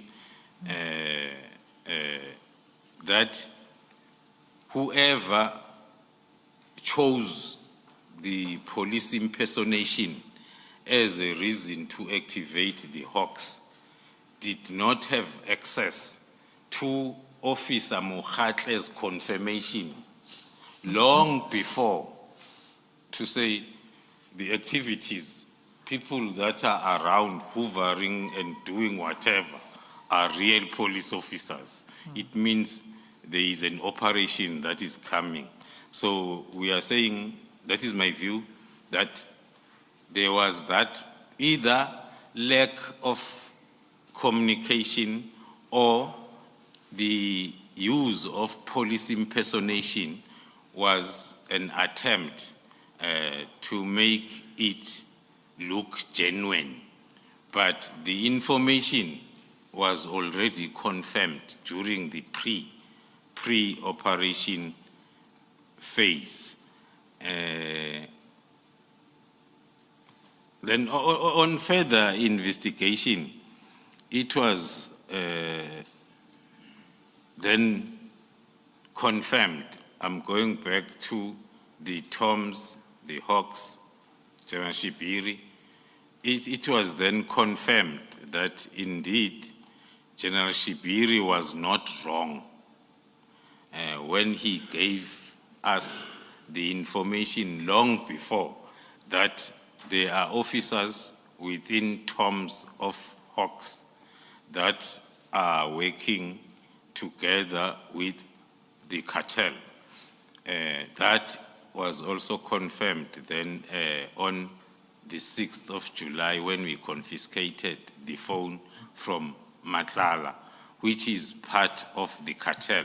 We are using that to round off what informs the current view that the events that are involving the JMPD officer as well as the Hawks, we are holding the view of it being the defeating the ends of justice on that specific day. General, but do you know who Mr. Mthethwa is? Is he a relative of Mr. Molefe? Who is he? Unless I am pushed further by the senior counsel, I'll confirm that we do know who Mr. Mthethwa is. He is an associate of Mr. Molefe. He's an associate of Mr. Molefe? Yes. And you're saying you will go no further. Is this part of an ongoing criminal investigation? It is part of the ongoing investigation. That's correct. And just the one other thing is, I wasn't sure whether you had got there, or whether you said it was who exactly, do you know who Mr. Mthethwa called exactly? I know the evidence says that Mr. Mukwena was on the line, and of course he rounded up the troops to go and to check out the scene, but who did he call? Yeah, thank you, commissioners. That is the part of the investigation that we are rounding up, that I can link with my response to the question that was asked by the chairperson, that using the chain of events as well as the information that we had through affidavits and the information on the ground, together with the statements or affidavits that are talking to the chain of communication, we are still in that process of positively linking the two. That will give us then the final suspicions that the involvement of A, D, and F was intentional, but the involvement of B, E, and G was collateral damage or was by a coincidence. Okay, thank you, General. Does that then conclude your, Interference. yes, what you wish to say about interference by the Hawks? And what I meant is in relation to Mr. Molefe and the incident of Mr. Molefe. That is correct, Commissioners. And are you now going to turn to the operation on the same day that took place at Mr. Matlala's home, I believe? Yes. Okay, so you've already explained why both were conducted on the same day. And what exactly was it that you were seeking to do at Mr. Matlala's house? What was that investigation about? Yeah.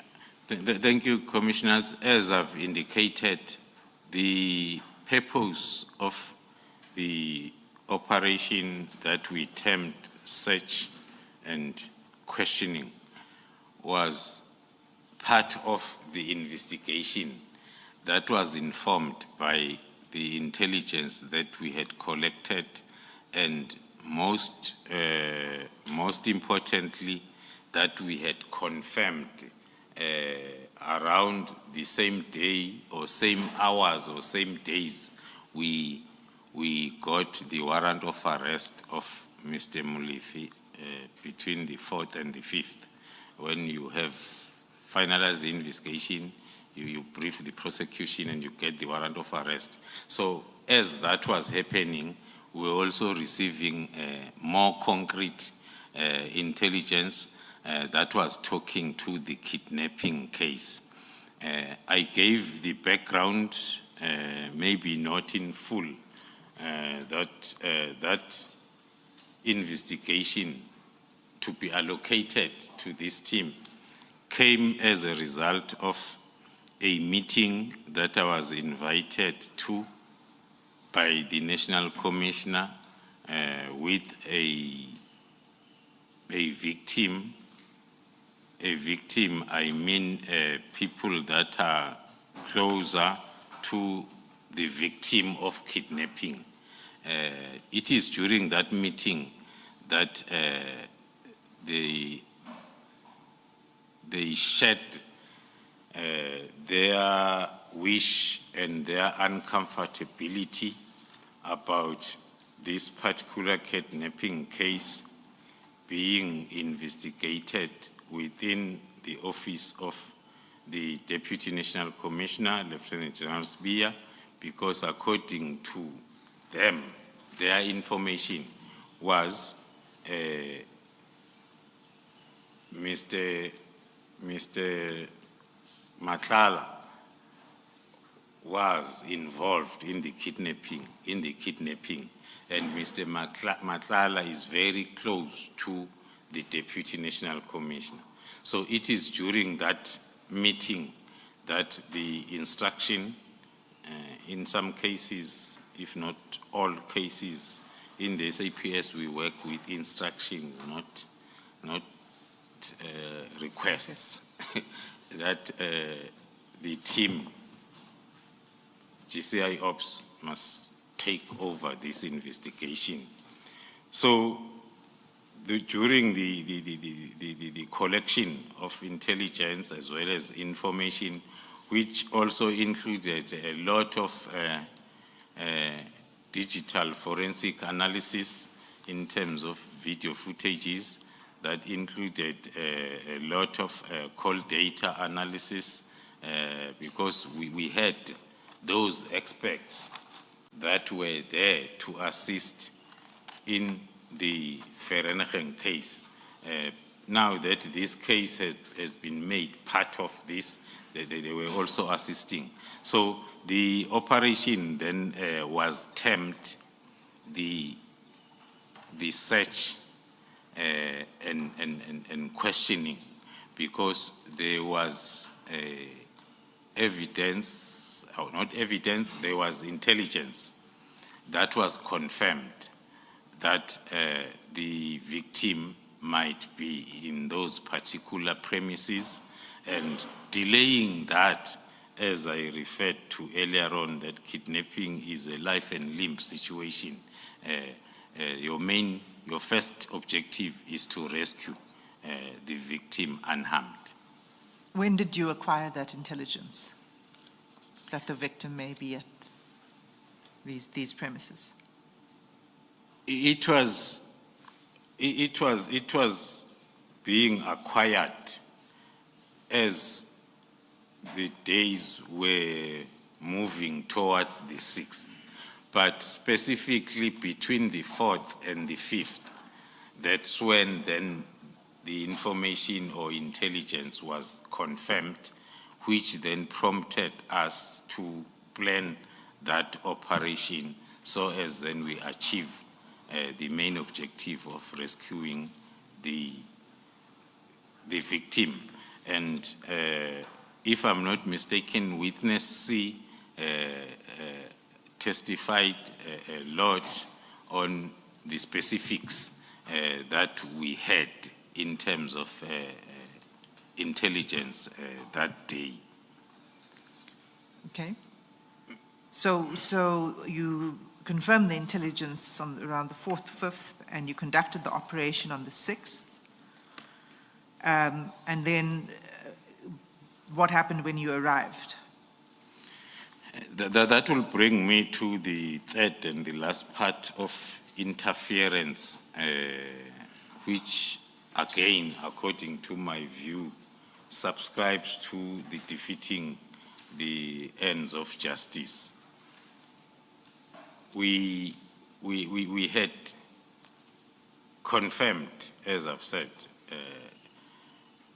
intelligence, and we were not going to take a decision to have that operation if we did not check what we had against our standard operational procedures. Then the interference in the form of defeating the ends of justice in that second operation now comes in the interview that the team had with the subject of investigation, Mr. Matlala, who confirmed and even showed evidence that Sergeant Kosi told me that you are coming. The first part of that was told me where the place where you were having the briefing. When we go for an operation, we'll have a staging area where we will brief, the final brief before we attend to the target. So the situation reports were going to Mr. Matlala as we are moving on with the operation. So which will be between an hour or 2 hours as we move on. So if you are given the concrete information that the team is having their briefing session in that place, and after that they are coming to your house, and then you have enough time to prepare. Hence, then when the team came, Mr. Matlala confirmed that he was expecting and waiting for them. Looking at that evidence and information. Sorry, General Khumalo, you mentioned Officer Nkosi. I just want to confirm that that is not the same Nkosi that was giving evidence before the commission, I think yesterday. This is not the warrant officer. This is a Sergeant Nkosi. That is correct, Commissioners. Maybe I was going to call this one witness E, if that was the case. This is a Sergeant Nkosi, Yes. who is a detective Yes. attached to the office of the Deputy National Commissioner, General Sibi.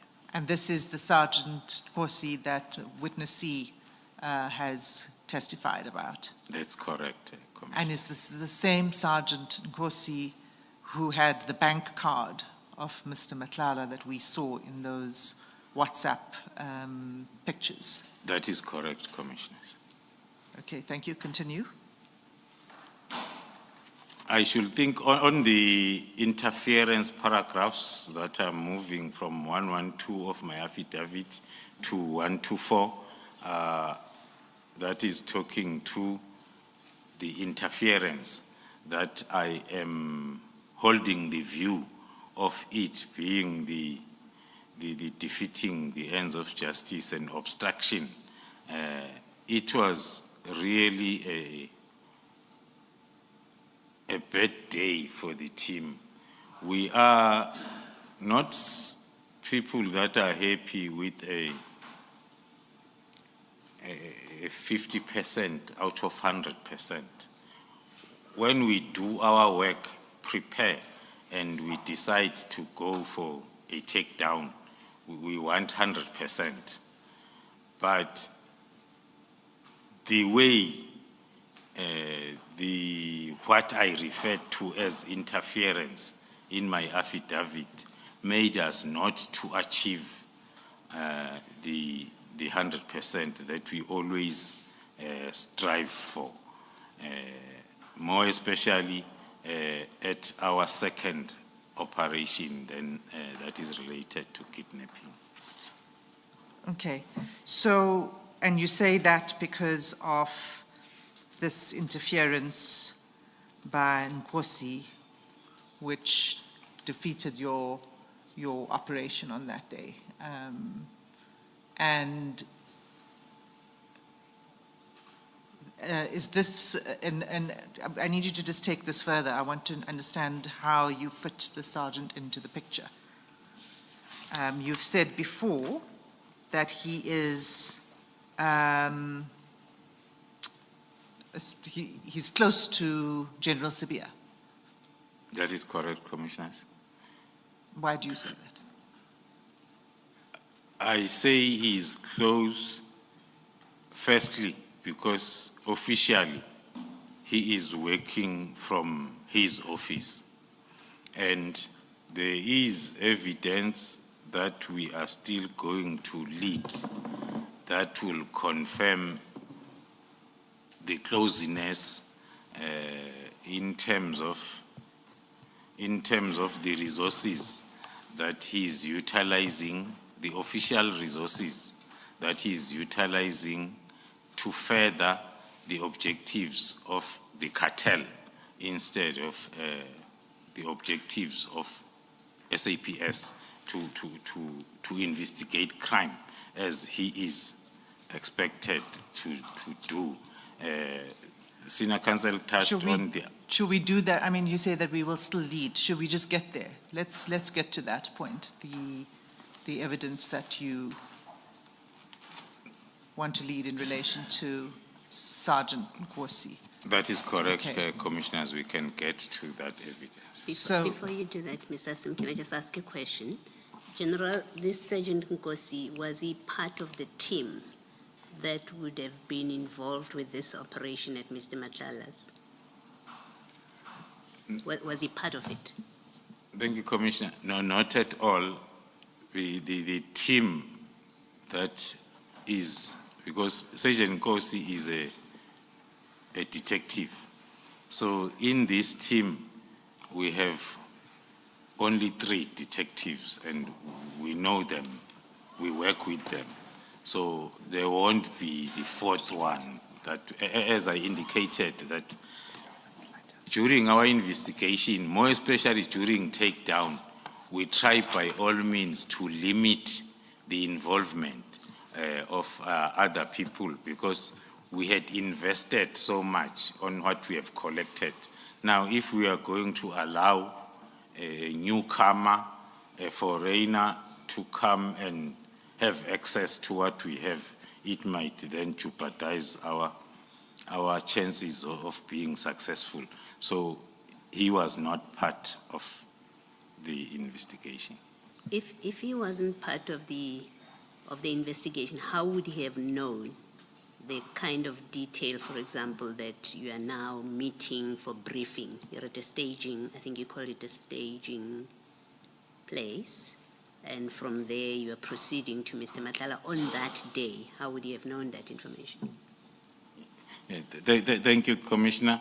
That is the part of the investigation that we are rounding off to talk to the defeating the ends of justice.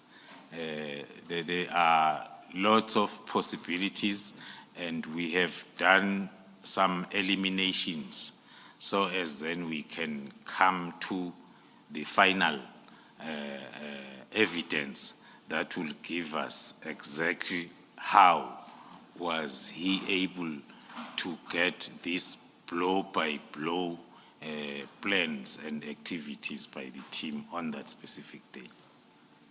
Was that the fact that you are conducting the operation on the day, but also the detail of your staging? You have your meeting for a briefing at a particular place at a particular time.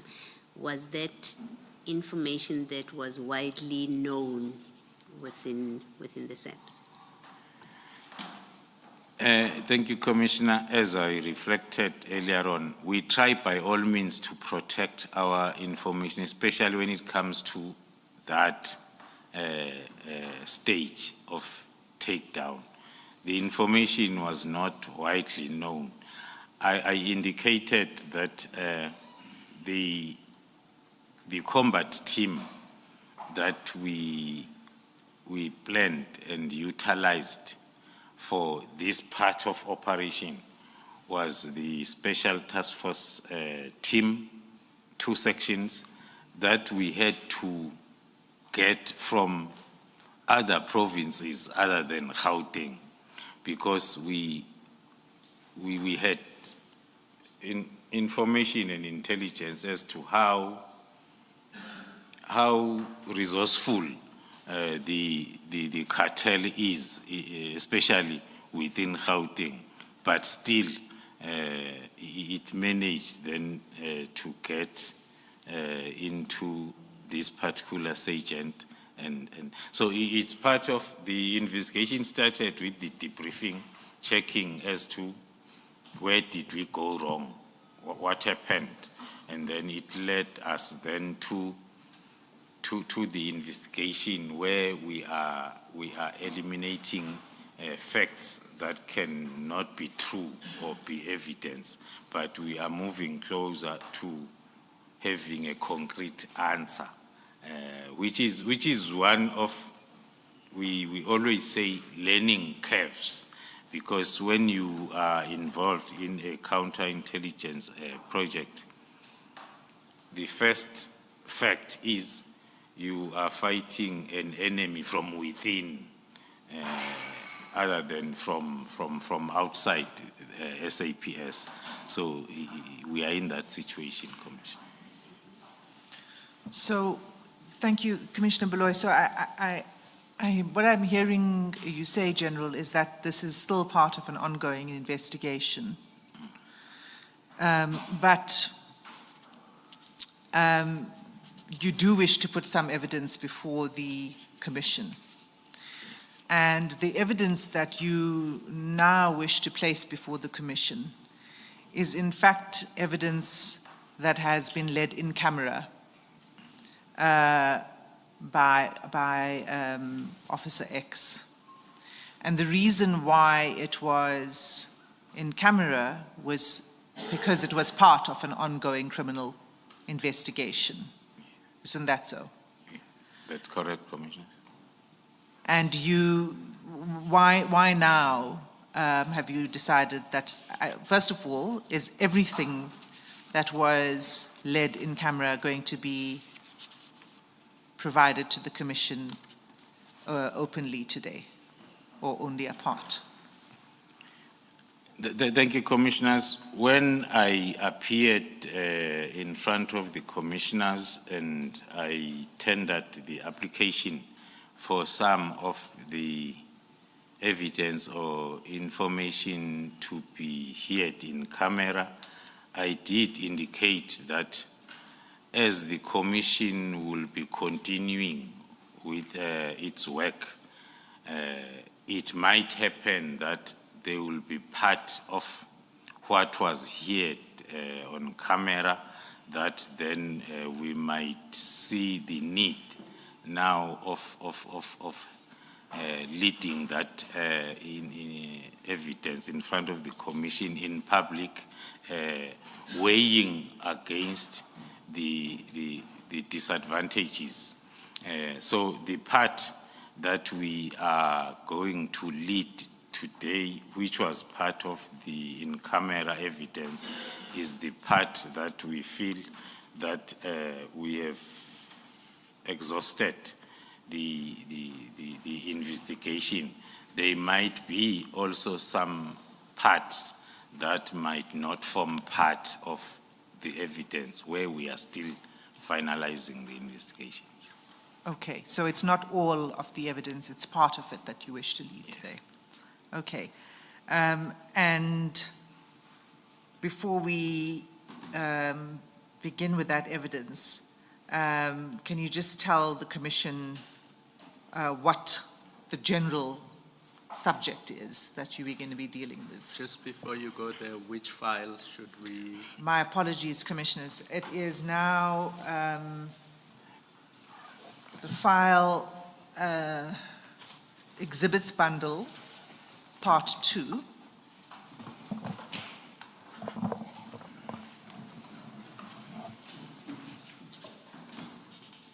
We can put away the annexures bundle for now. Yes, you may.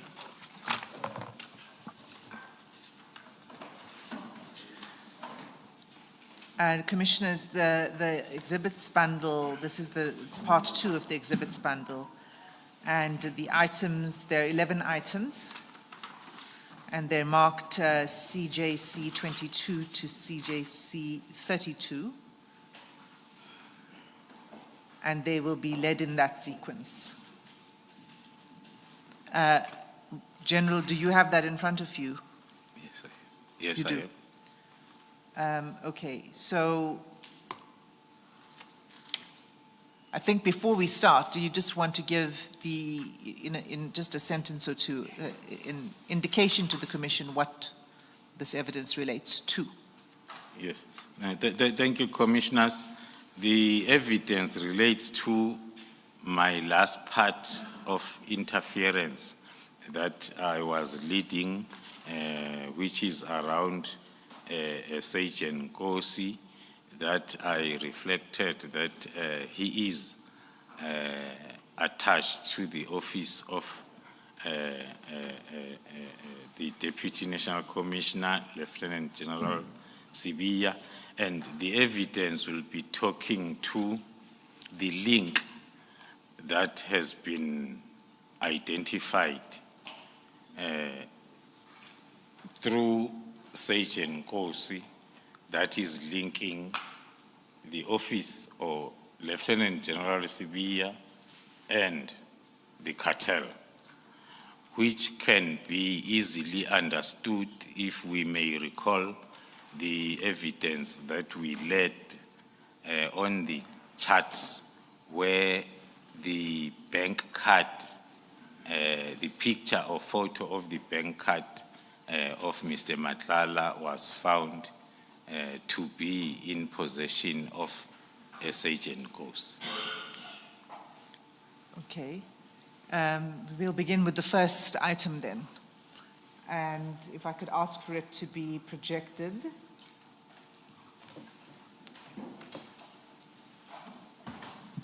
Inc-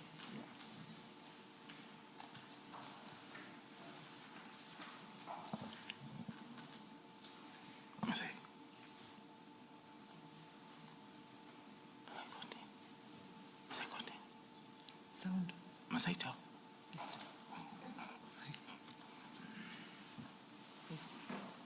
Tell me where it ends.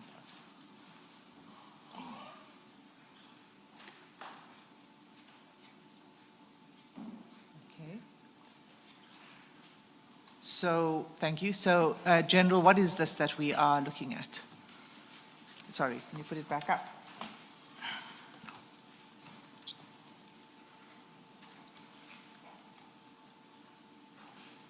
Right. Thank you, Commissioners. A one-liner introduction to this. I'll go back to the operation for the 6th of December. On the 6th of December, during that operation, one of our activities was to download the CCTV camera footage in the premises of Mr. Molefe, of which we did. So the CCTV footage that we are playing is the one that was confiscated and downloaded on the 6th of December. But the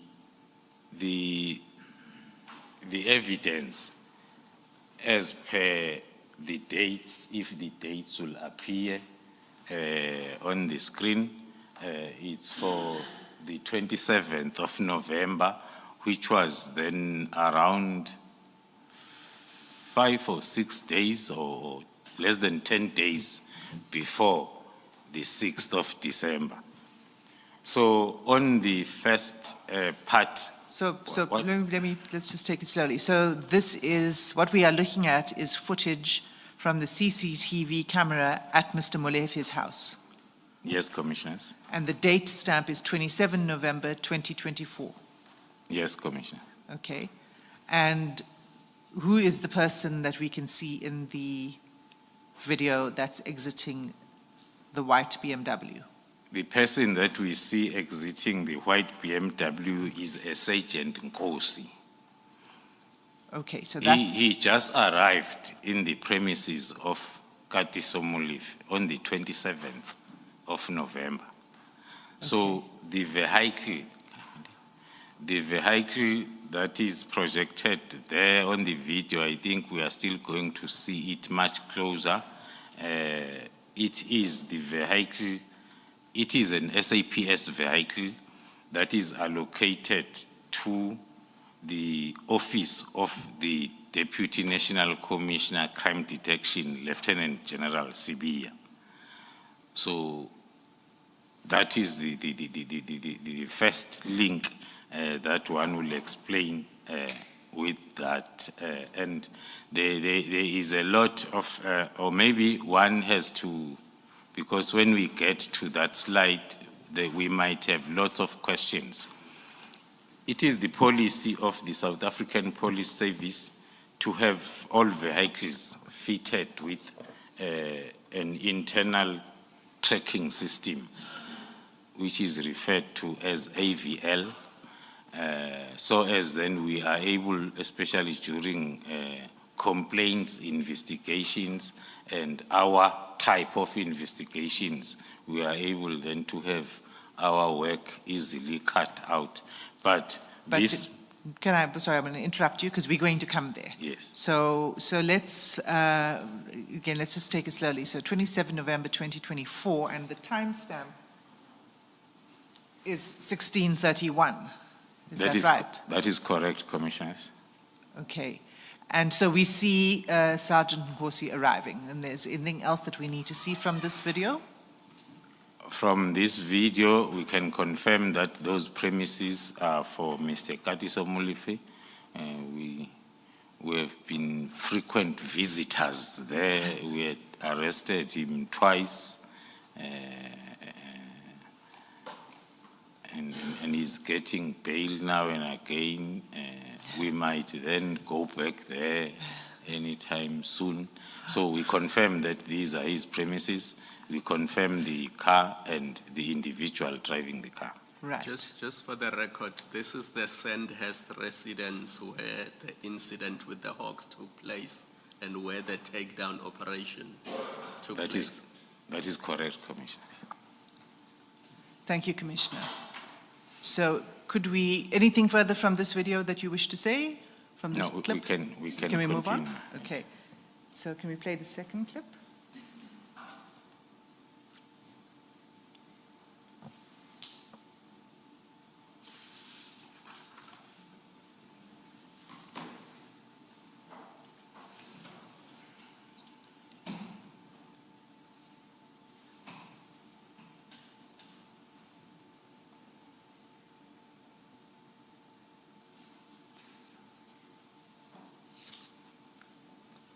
It's not showing. Could we have it projected, please? Thank you. Thank you. On the, 1 second, General. I just want to go back to the beginning of this. Thank you. Let's just watch the video.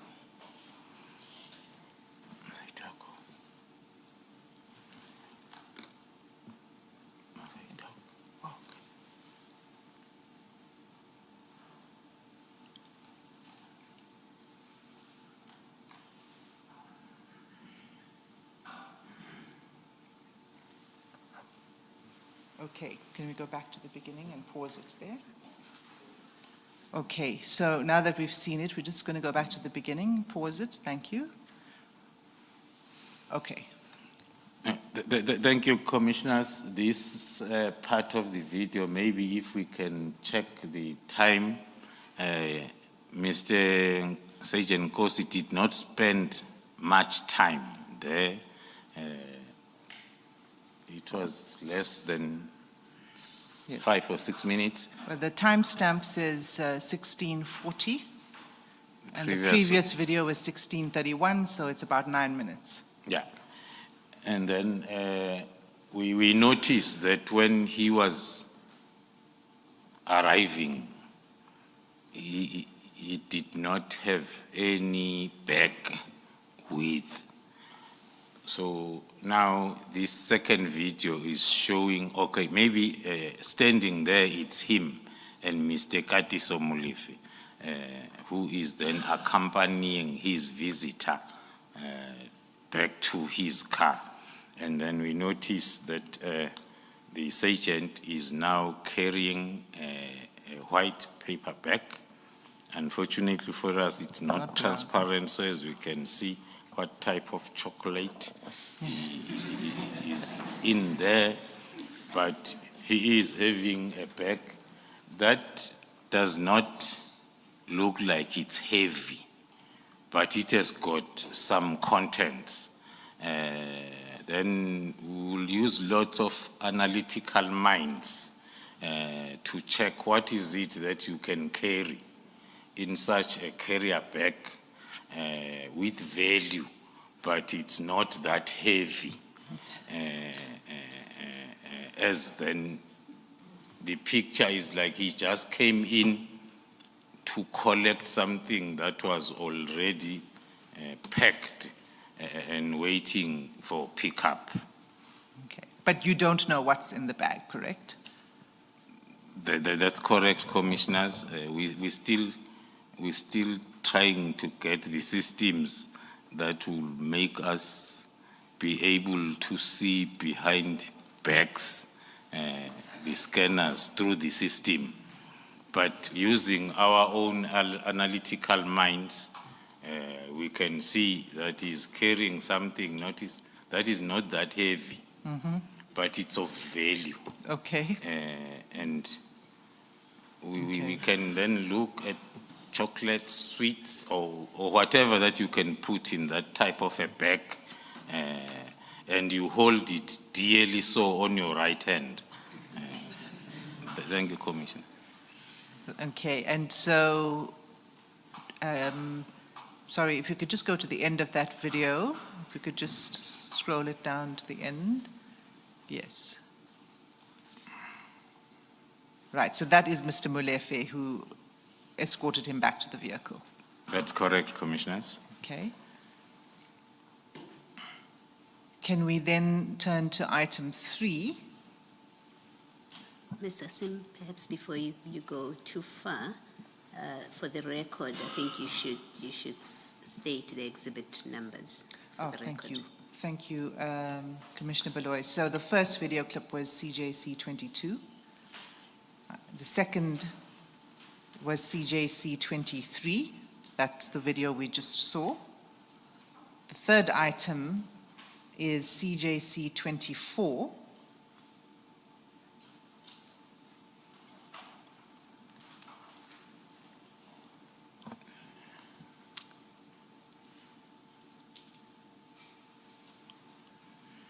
Okay, so this is a screenshot. Well, what is this? It's a screenshot of the car. We can see that. But can you tell us?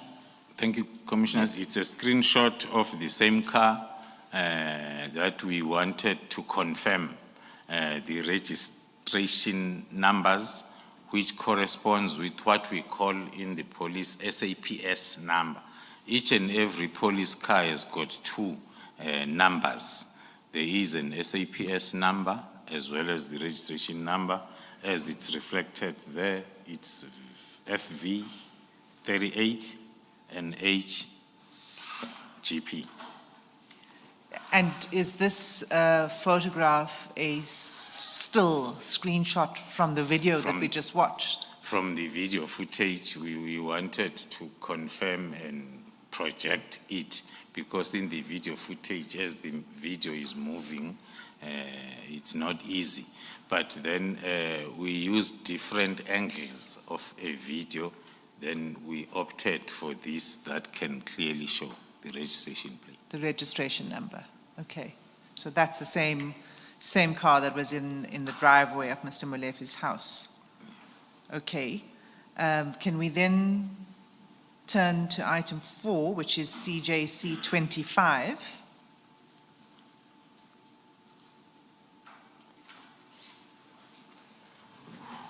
And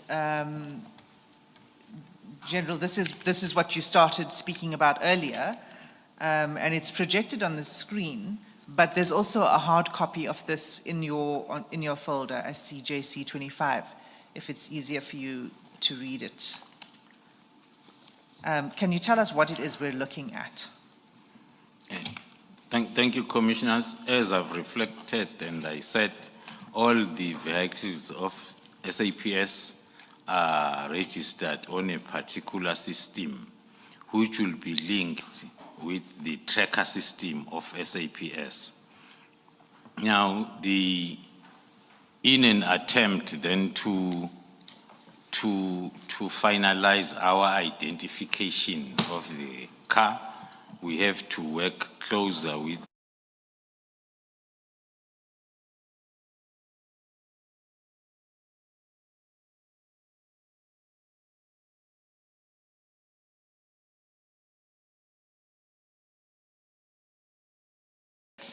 indeed, the registration number was confirmed, highlighted in blue, and then the particulars of the vehicle, including its allocation, which is reflected then indeed as the car being allocated in the office of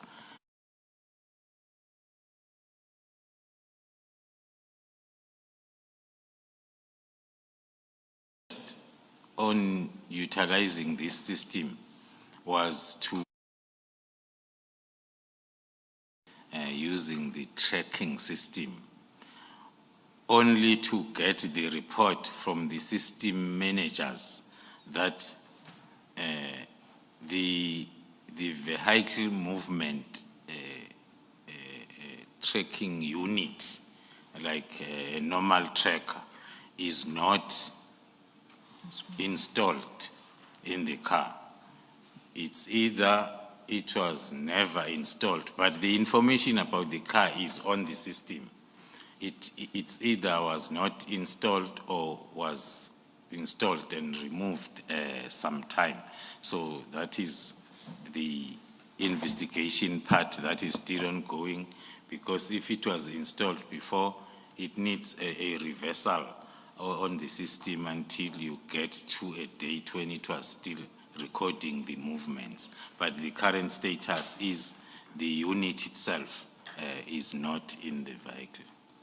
I think perhaps for the record, if you could just read out the bottom right-hand corner of that screen, where it says last message from PAS. Okay, thank you. That is the report then from the system that confirms what I've just said. There is no vehicle movement unit installed in this vehicle on our system, but the vehicle itself and its particulars is on the system. Thank you.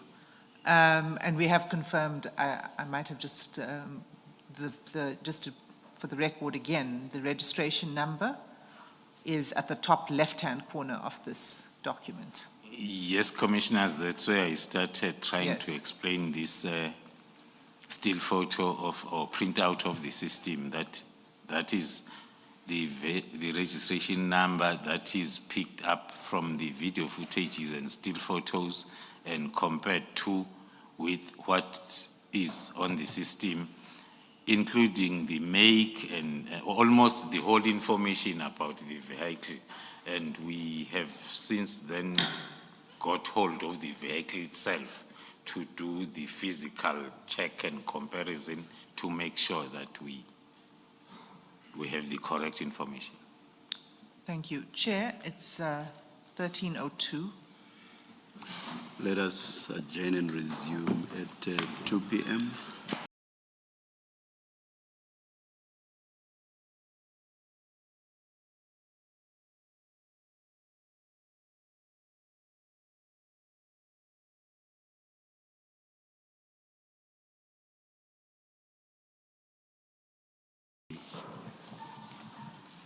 Thank you, Chair. And of course, resume at 9:30 as usual.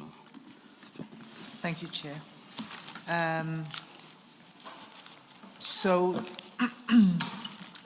General Khumalo, we left off, the last thing we were looking at was the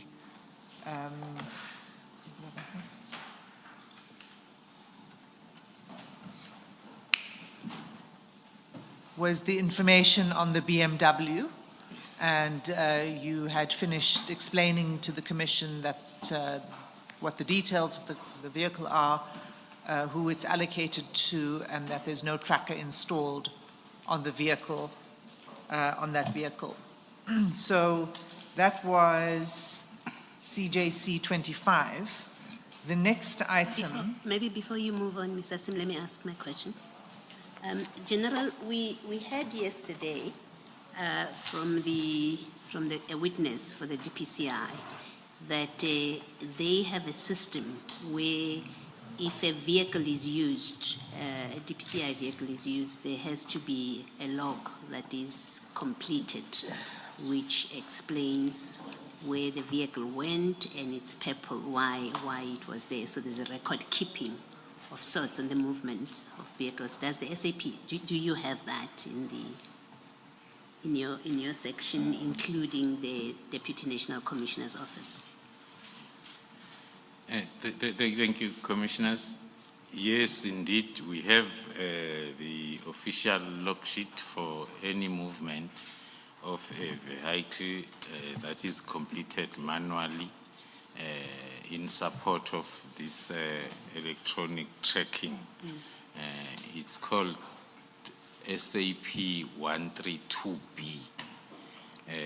Part of our investigation on this is talking to that, but the current information is there is none existing also. So both the electronic tracking and the manual one, it looks like it's not existing, but we do have the system in place.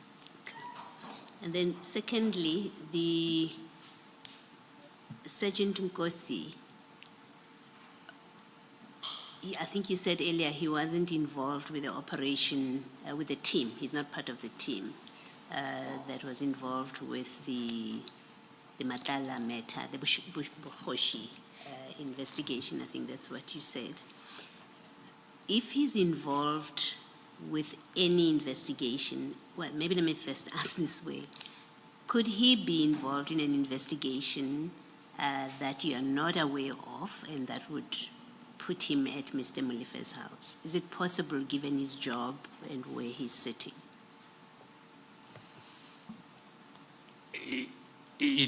Thank you, Commissioner. It is possible if you are an investigating officer, you go where your investigation is leading to.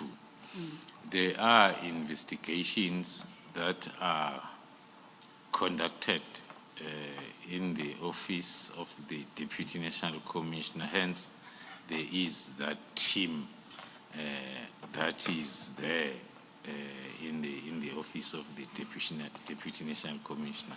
So it might happen if then there was an investigation that was making him to be in the premises of Mr. Madlanga. And if there is such, there would be a record of it, any such investigation. There would be a record of it. That is correct, Commissioner. All right, thank you, General. Thank you, Ms. Hassan. Thank you, Commissioner Baloyi. Just a quick question. The operation at Mr. Matlala's house on the 6th of December 2024, did you brief the National Commissioner and the Deputy Commissioners about it in advance of the operation?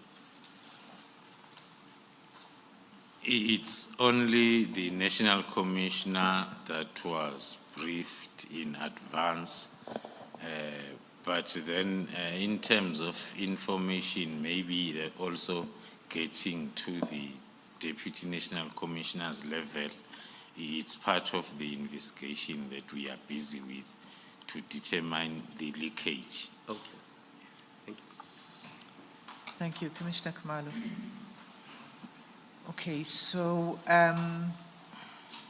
General, could we look at now CJC 26, which is also a video. We'll play it first.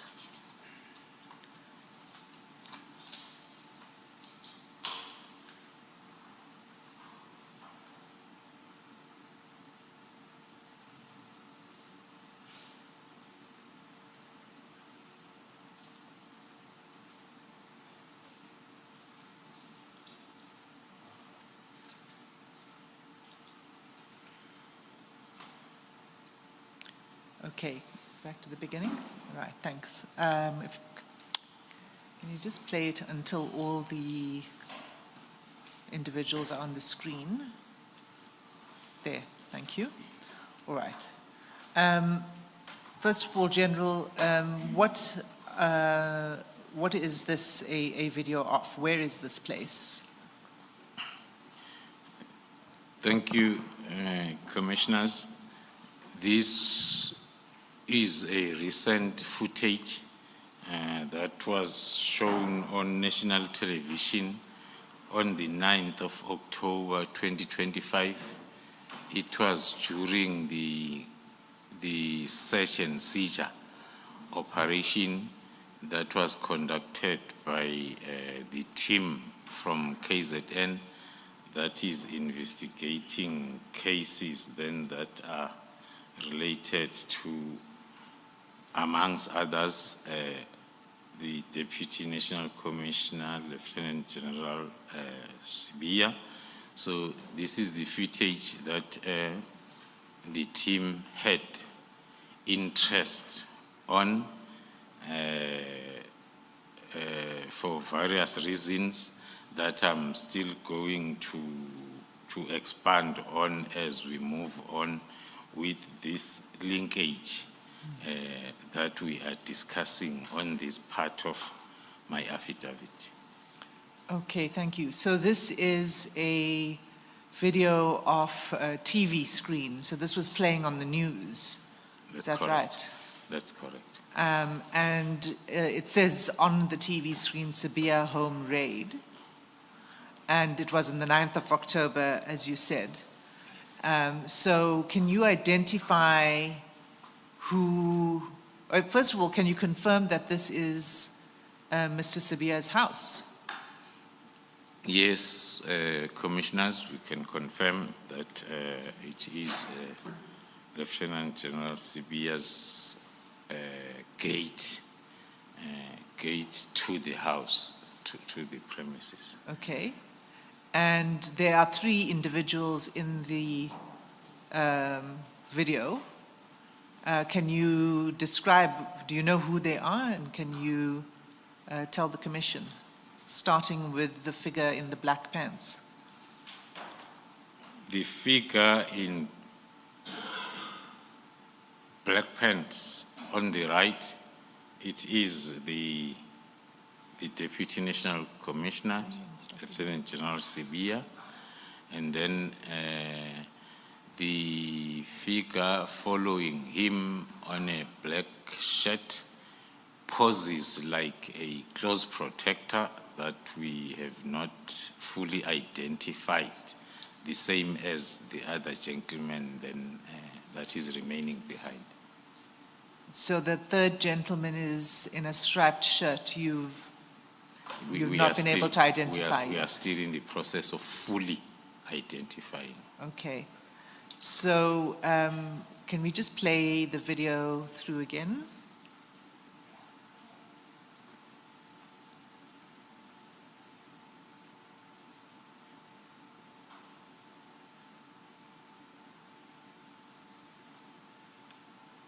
Okay.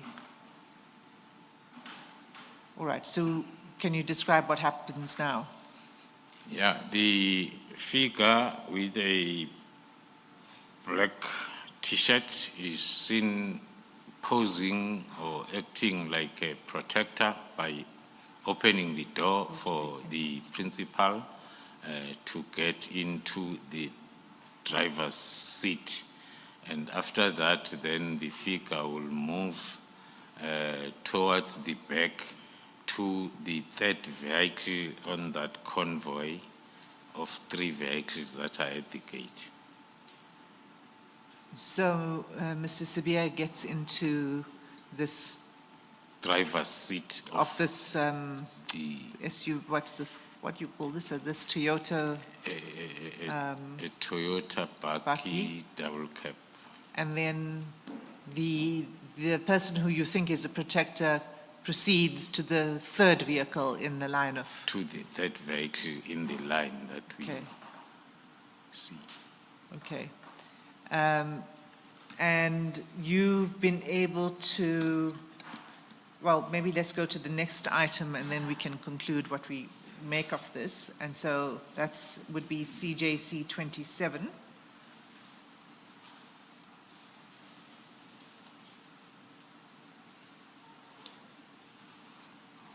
Thank you. It's a still photo. Scroll down. Can I continue? Yes, go ahead. Thank you, Commissioners. It's a still photo from the video footage that we have just seen that is giving us a clear registration numbers of the vehicle and the same 3 gentlemen then moving as per the previous video with the heading heavily armed police raid home of suspended Deputy National Commissioner Shadrack Sibiya. Okay, we're going to come back to this vehicle. Can you just read out what the license plate number is for this Toyota Hilux? The license number, as clearly seen on the still photo, it's LY36PGGP. Okay, thanks. And the next item then is CJC 28. This is also a still photo. Is this a photograph of the two vehicles that were following the Hilux? That is correct from the other angle of the video footage. The purpose was to identify the white BMW that looked like the one that we have seen before. And indeed, it was confirmed with the registration plate that on that convoy, the third car, as the convoy was leaving the gate, was indeed the same BMW that is allocated to the office of the division of the Deputy National Commissioner. And were you able to establish who's driving the vehicle?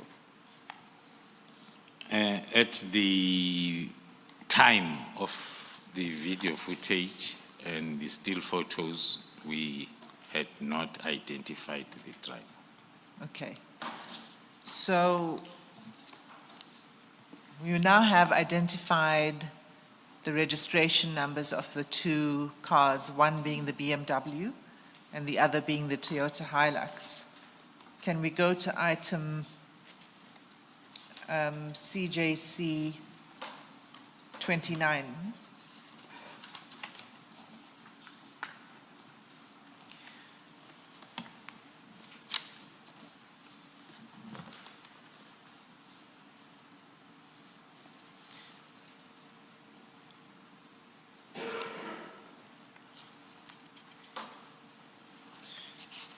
And in fact, you know, General, it's probably better if we just did the following. If we go to the next one, which is CJC 30 first. And can you tell us what that's a picture of?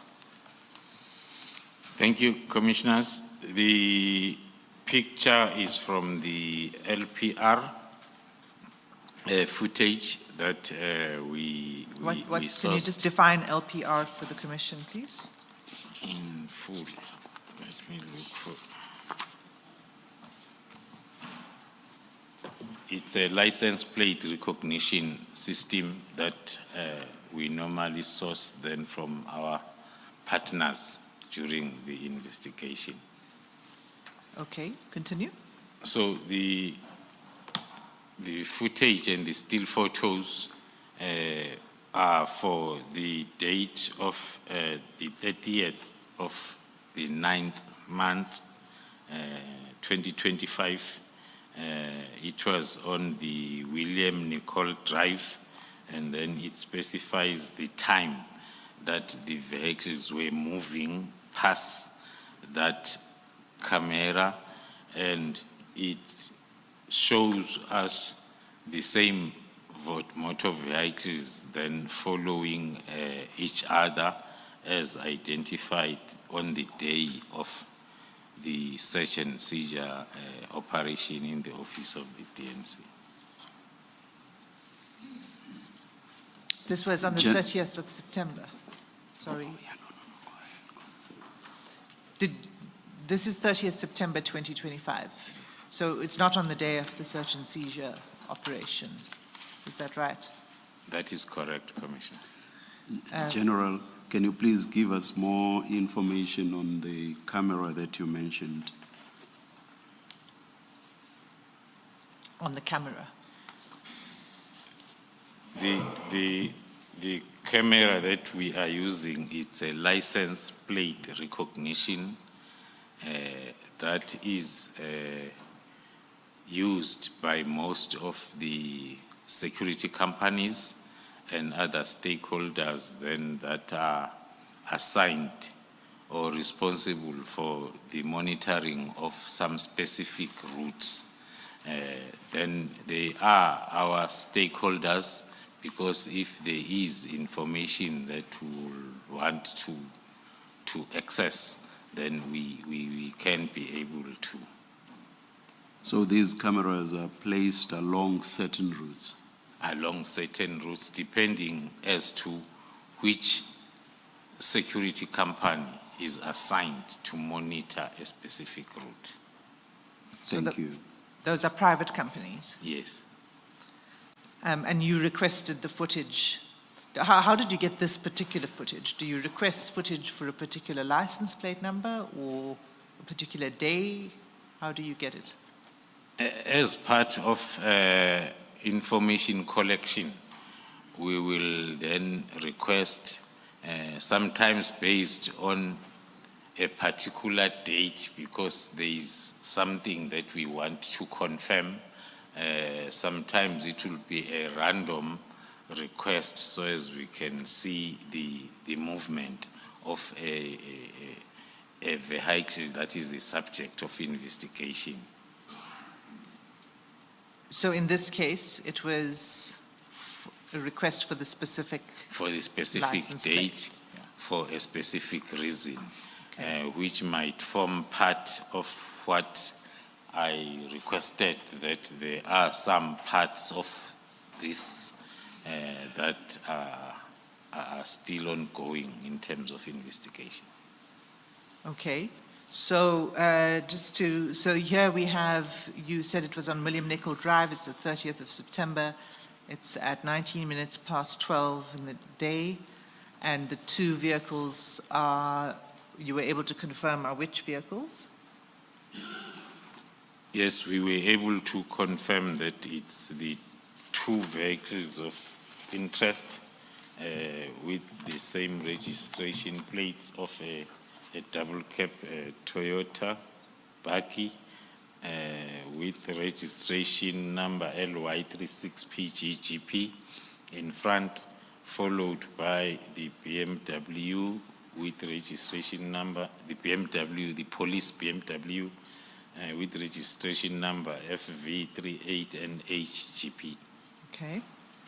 And if we turn over the page in the same exhibit, CJC 30, so that would be page 10, we have another photograph of those cars. And can you just tell us when that was taken and at what time? Thank you, And Commissioners. and where? Thank you, Commissioners. That was around Sentin, then along Freedman Drive and West. I think you're looking at the wrong, Ahmed? Oh, okay. page 10. Sorry. Sorry, Commissioners. That is at Glenhoof Road, and then the time, the date was the 7th of October, time 12:22.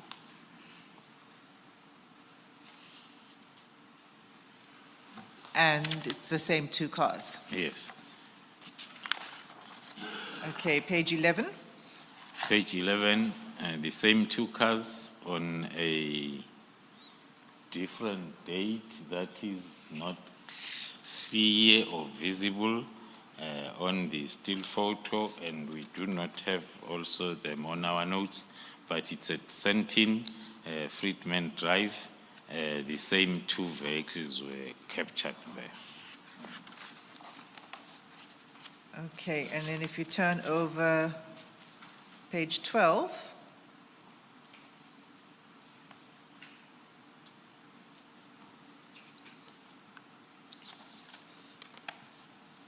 Page 12, the LPR is showing us the same vehicle of interest without then the BMW following it on this picture, and the date and times are also not captured on the photo, but the registration number is still the same car. Okay. And then just for completeness, let's go to 13.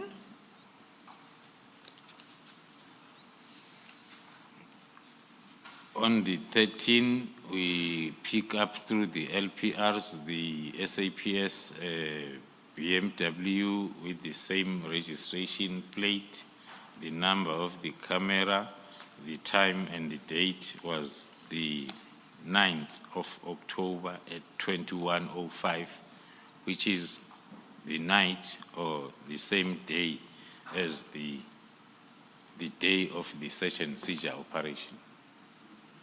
Okay, so it's dark because it's taken at night? At night, yes. So it's 9 October 2105, and that's the BMW. Yes. And then the next page, 14. Next page, 14, it's now the bakkie, same camera, same date, more or less the same time, with the difference of a second following. The interpretation is the following each other. So on page 14, you have the bakkie, and it passes the camera at 21:05, 0 seconds. Yes. And then on 13, the BMW passes the camera at 21:05 and 1 second. So it was 1 second after the bakkie. Yes, hence our analysis then says same day, same camera, possibility is the vehicles were following each other. Okay, so with that, those series of pictures, let's go back to the exhibit we were looking at earlier, which is CJC 29. And can you explain what this exhibit is showing first before we look at the detail? Yes. The exhibit marked as CJC 29, it's the data that will request, that will give us information that we'll need to analyze, consolidating all the cameras that a vehicle of interest happened to pass. And then if they are two, like in this case, we will use such information then to build up the pattern of the vehicles following each other on the days on the same days and times, as well as the camera numbers and the routes that the vehicles are traveling on.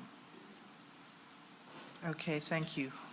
So this is a sort of consolidated data set of the vehicles passing various cameras. That is correct, Commissioners. You will get both the images as well as data, because sometimes to get more data, it helps you to build a bigger picture than to want to rely on the images only. So can we look at the detail of this then? So to explain what it is you see from this data. On this data, Chair. And we don't need to go through all, but we could go to maybe 3 of them just to give the Commission the idea of what's going on in here. Yeah. As the system is referred to as LPR, license recognition, it shows that it works on the registration plate. So that is why then before any data is captured, there will be a registration plate, and thereafter the next information that will be having a date of when it was captured, and then will also be followed by the area as well as the street, so as you are able to see as to which direction the vehicle of interest was moving towards. Okay, so can we be a bit more specific about this? If we look at the first one on the left-hand side, that's the license plate for the bakkie. Is that right? That is correct. And it is a photograph taken on 9 October at 21:05 and 0 seconds. Yes, that's correct, Commissioner. And it was taken at East Road and South Road. Yes, Commissioner. Okay, so if we move down to the BMW, the FV license plate. Then the FV now for the BMW on the same road, same camera, more or less the same time, on the same date, with a difference of seconds or a minute apart. It's 1 second apart. Yes. 21:05 and 1 second. That's correct. So if we just do the same exercise to show the pattern with, with the second one. So the second from the top, again, the bakkie. The second from the top, also for the bakkie, registration LY, East Rand and South Road, number of the camera, and then the date as well as the time, 21:04:56. 21:04:56. And if we compare that with the BMW,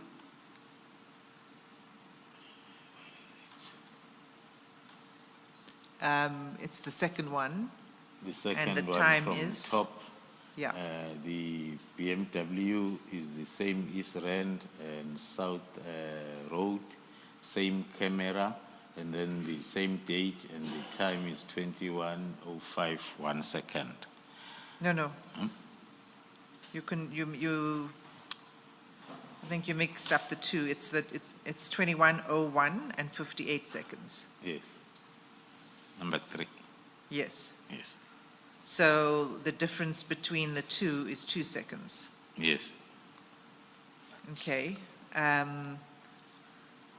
And if we take one more, if we take the last LY, the last bakkie one on the left-hand side. The That one. LY, Can the you- yes, first one, are you the able to first read it? entry, the Yes. first entry. The one, so the 1, 2, 3, the fourth one from the top. Sorry? Oh, on your screen, it's the first one at the top, yeah. On my screen is the first one. On the It's left, yeah. The LY36PGGP, Sentin, Friedman Road and Rivonia Road. The date is the 9th of October. The time is 20:33, 15 seconds. Okay, so then if we move down to the BMW, what does that show? Which is 3, the third one. It's the registration number of the BMW, same route, Sentin, Friedman Road, Rivonia Road, same camera number, same date, October 9, time is 20:34, 36 seconds. Okay, so 20:34 and 36 seconds. So this is, and the one before it was 20:33 and 15 seconds. So it's sort of 45 seconds apart. Yes, Commissioners, that is the exercise then that we will embark on. Once you receive this data, which is in bulks, but then it will need that thorough analysis to determine the days and times when the two vehicles were moving together and when they were separate, because it assists in terms of proving the point of investigation that you are targeting. And have you and your team done a thorough analysis? I understand that this is here for illustrative purposes, but have you done a thorough analysis Yes, on the movement of these two cars? we have done a thorough analysis that is talking to our points of investigations. And what does the analysis show you? Commissioners, as I requested, maybe that there are parts of this investigation that we will request that they remain on camera, but after we have secured evidence and data, we felt that we can share, and then the the final results that is turning this into an evidence. And then we think that we need to finalize that type of investigation first. Okay, is it fair to say that at the minimum, what we see is that the two cars move together? That is correct, more especially, Commissioners, if we look at the main heading for our discussion, the link that we have been working on that talks to the office of the DNC, Mr. Nkosi and the Kachala. So we were able to, you've identified the BMW and the ownership of the BMW and the driver. Can we now do the same for the bakkie? And the driver, when the BMW arrived at Molefe's home, have we established who the driver was on the clips on the highway? The clips captured by the cameras along the highway. Do we know who the driver of the BMW was there? At Mr. Molefe's house, you have told us that the driver was Sergeant Kosi. Yes, Commissioner, using the CCTV footage, it gave us concrete information, and then using the license recognition system needs to be coupled with the either local or internal tracker as well as the 132B that will give the particulars of the driver and the purpose for driving. So it's the part that we are still wrapping up. Thank you, thank you. okay, so you're not able to say at this point who the driver is in these pictures? Okay, so the bakkie, can we turn to CJC 31, page 15 of the exhibits bundle? And can I ask that you zoom in on the vehicle in the middle of that screen?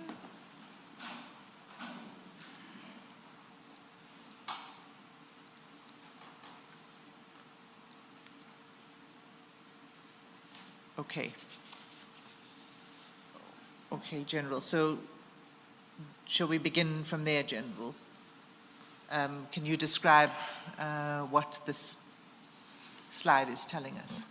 Thank you, Commissioners. In an attempt to consolidate all the information that we have collected and confirmed to date, starting with the vehicle itself, as we can see it in the picture, as well as the registration numbers. And then on top, I think if we scroll down, if we scroll up, we'll see the Lieutenant General who is linked with the driving of the same car on the 9th of October. And maybe also to mention that we have additional information that is showing, that is helping us with the daily movement of the car. That will direct us to the identification of drivers or driver as we finish off the investigation. But the purpose of this part is mainly to confirm the car and the driver, as well as the owner. If we scroll, Can you go down? you scroll up, and then the car is registered or owned by a gentleman named Scanik Stewart James. if we scroll, I'm not sure whether it will be back up. A quick, let's scroll again, and then on the left, To the left, to the left or to the right, This. to the, this. yeah. So a quick profile of the owner of the car. As I've mentioned, Mr. James is having a total of 34 cases. He was found guilty on 18 of them, and 11 were withdrawn, and 5 he was found not guilty. That is the profile as per our systems of the owner of the car. Now, The owner of the Toyota Baki. yes, And if we, okay, so the 18, total of 34 cases against him, and in which he was found guilty in 18. Can we just scroll down to see the details of those cases? And if you can start, perhaps, yes, right at the end. the profile of the cases, maybe then I'll get guidance from the commissioners if we have to go through all 34, 5 of them, but we have listed all of them, starting with the Brighton Beach. Most of them are from KZN. There is only one that is from the Northwest Province, starting with the Brighton Beach case number of 2011, where he was Perhaps guilty. only those where he was found guilty. Guilty, yes. Thank you, Chair. And then the next one where he was found guilty, the Chatsworth, same year in January, which is few months before the Brighton Beach one. He was found, he committed because the case number is the day of the offense. So it's not the day of The verdict. of conviction or being found guilty. So moving to the third one, found guilty, Durban So Central. the Chatsworth one was for carjacking. The Chatsworth again in January, same year, 2011, the carjacking, which is not far away from the first carjacking that we started with, more or less the same month, and then another guilty, 2010. This time around, the car is not hijacked, but it's stolen. Theft of a motor vehicle, Durban Central case, found guilty again. And then Durban North, another theft of a motor vehicle, found guilty in 2011 on the 5th month. The busiest years with the quick analysis from 2010, 2011, we are still there. Then we are moving to the next ones, Durban North again, same year, 2 months apart, another theft of a motor vehicle found guilty. Then the withdrawn, another carjacking, same year on the 6th month. It looks like then there is a carjacking or theft each and every month in different police stations. This one is Hillcrest. Another Hillcrest on the... That one was not guilty. The Howick, 2011 again on the 10th month, theft of a motor vehicle. Another one, Malvern, another car hijacked, followed by the Marine Hill, 2011 again, on the 6th month, another car jacking found guilty, and then not guilty, withdrawn, then guilty again, 2011, case carjacking, Newlands East in Durban, another one, not far from Durban, Pinetown, on the 6th month, another car hijacking found guilty, and then they withdrawn, another one, Richards Bay, 2012, for a change now, we're moving away from 2010, 2011, and then the assault GPH, followed by the common assault around the same area, Richards Bay, and malicious damage to property around Sorry, Richards. just a second. The Richards Bay was 2021. Was 2021, and then the not guilty Richards Bay, and the theft of a motor vehicle in 2011, the special years of stealing or hijacking cars between 2010 and 2011, and then Richards Bay, common or withdrawn, another withdrawn, not guilty, withdrawn, another guilty, Town Hill, theft of a motor vehicle during 2012, and then another guilty in the same area the previous year, which is 2011, for a theft of a motor vehicle, and then the Wentworth in 2011 around Durban for the carjacking. And then the last one then is 2011 case. He was found guilty for carjacking. The list as reflected, there are lots of questions. If you commit so many theft and hijackings within the space of 2 years and you are found guilty, how many years and when are you serving your sentences? Because everything is like in a very short space of time. That is part of investigation that is still ongoing.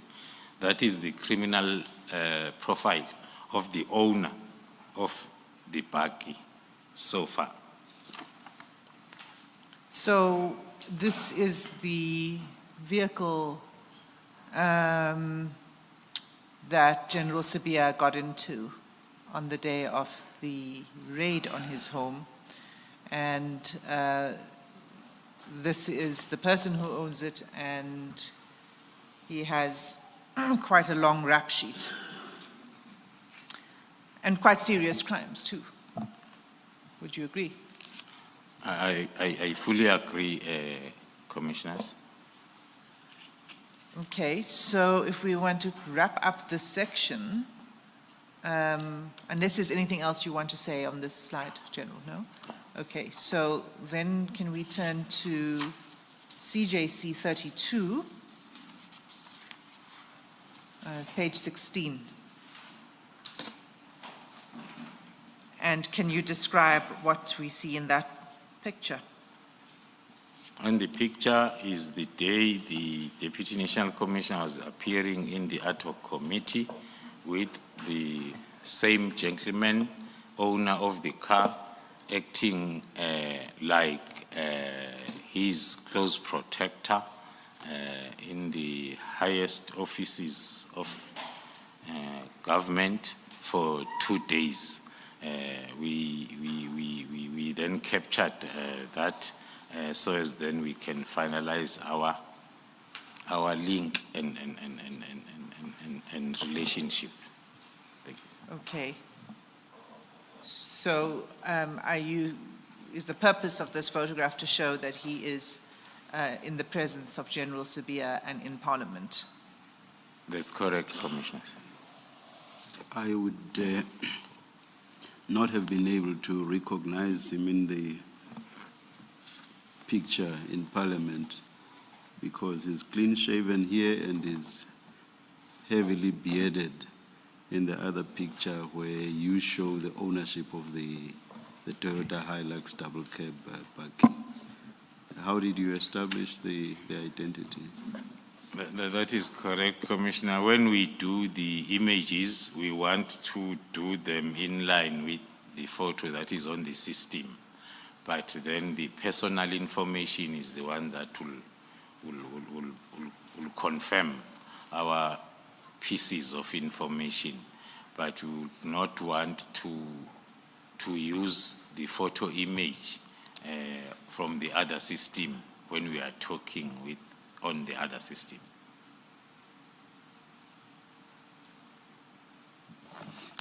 complicated for me, but I'll let it ride, as they say.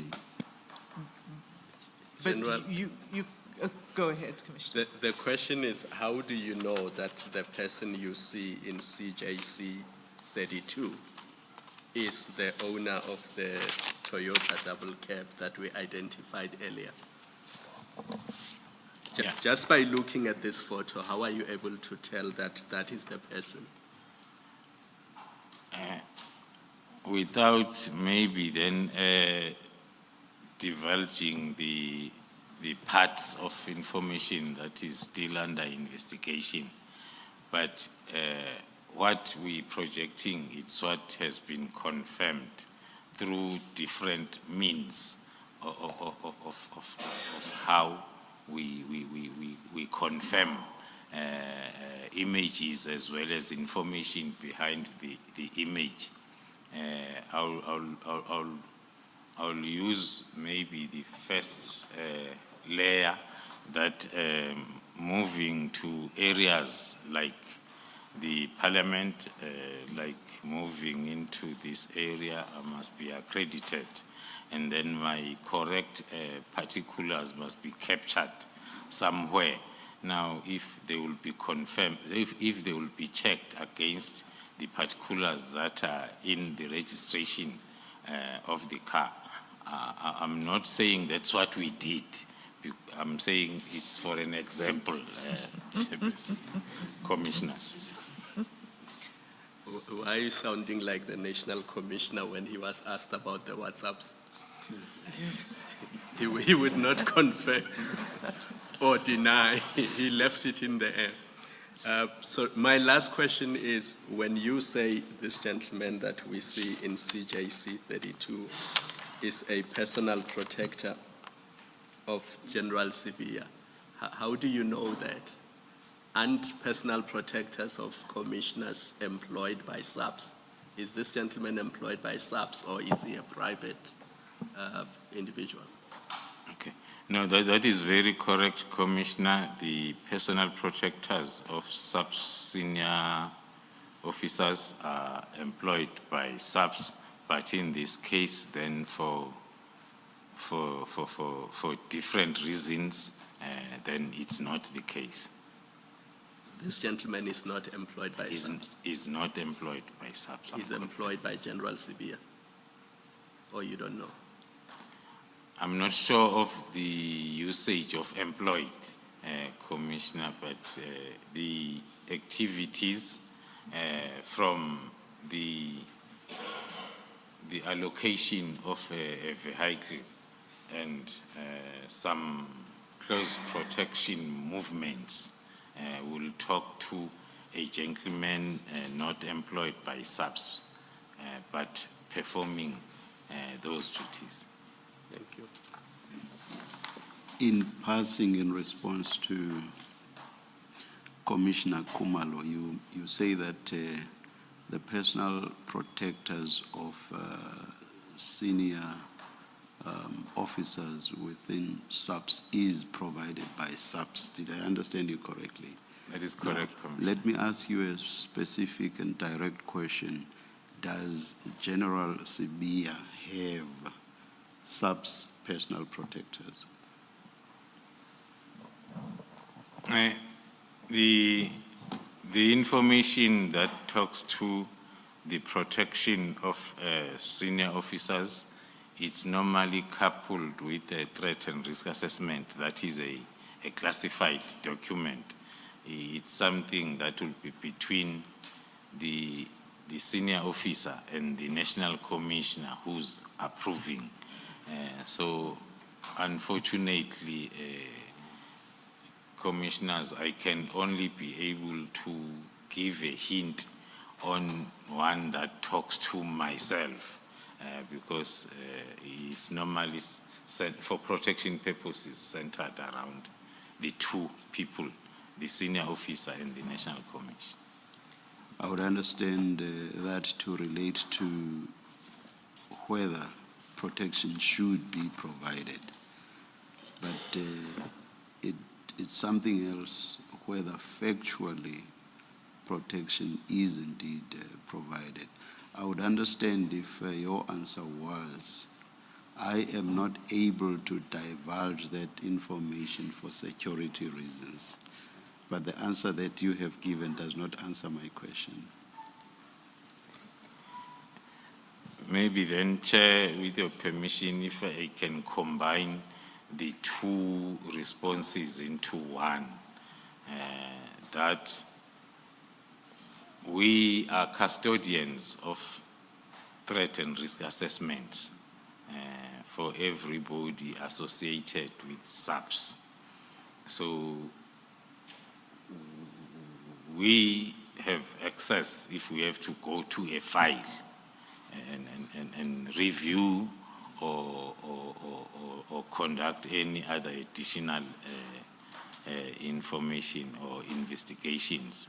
But the divulging and talking about the threat and risk assessment, it's governed by those policies, like I mentioned, in terms of the TRA of the investigating officers for the GCI ops.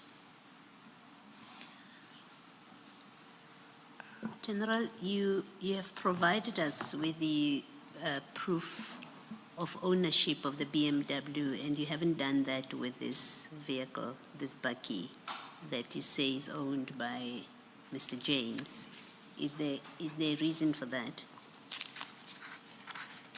Thank you, Chair. We can refer to it as an omission when we are packaging, but we have the computer printout like we have with the BMW. So you have official proof that it is his vehicle? That is correct, Commissioner. All right. Will you make that available to the evidence leader for our records, please? Yes, we will do so. Thank you. Thank you, General. Thank you, Mr. Thank you. Thank you, Commissioners. Just a few questions following from that. The first is, you confirm that the owner of the Toyota is Mr. James that you referred to, right? That's correct, Commissioner. And you, in response to Commissioner Baloy just now, you said you have a printout like with the BMW, but I just want to confirm what it is, whether you mean to say that or whether you have a form of a printout, because the one for the BMW is from the internal system. Yes. Is it the same kind of printout? I understood that to be for vehicles that belong to SAPS. Yes. So in response, the vehicles that belong to SAPS are centralized in terms of proxies. Hence, then the system will be different. But for the individual, the system that we most of us, as we register our vehicles, it will be reflected on the INATIS system. Okay, so it's a different system, but proof that it is registered to this individual that you named. That's correct, Commissioners. And Before you continue, will that be marked CJC 33 or something else? When it comes? When it comes, I think, what was the last one? 32. I think for the sake of not interfering with the next witnesses' exhibits, we'll make it 32.1. 32.1, all right, thank you.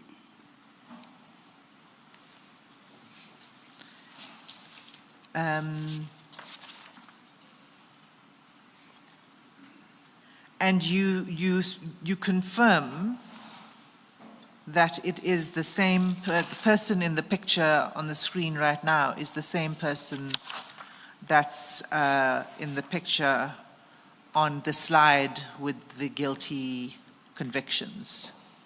That is correct, Commissioners. And you've conducted an investigation in order to establish that that is indeed the same person. That is correct, Commissioner. And just to follow up also on the question of protection, do I understand you to be saying that a senior officer in the SAPS doesn't automatically have protection protectors. It's not automatic. That is correct. It's not automatic. It's always a recommendation that is given after a threat and risk assessment has been conducted. Okay. So, so it's not automatic. And to the question whether General Sabia has SAPS protectors, your answer is, just to get that clearly, because I didn't quite get it when the chair was asking. So does General Sabia have SAPS protectors? Looking at the level in terms of the policy, he is supposed to have. The only part that one cannot detail in this platform is to confirm yes or no, because the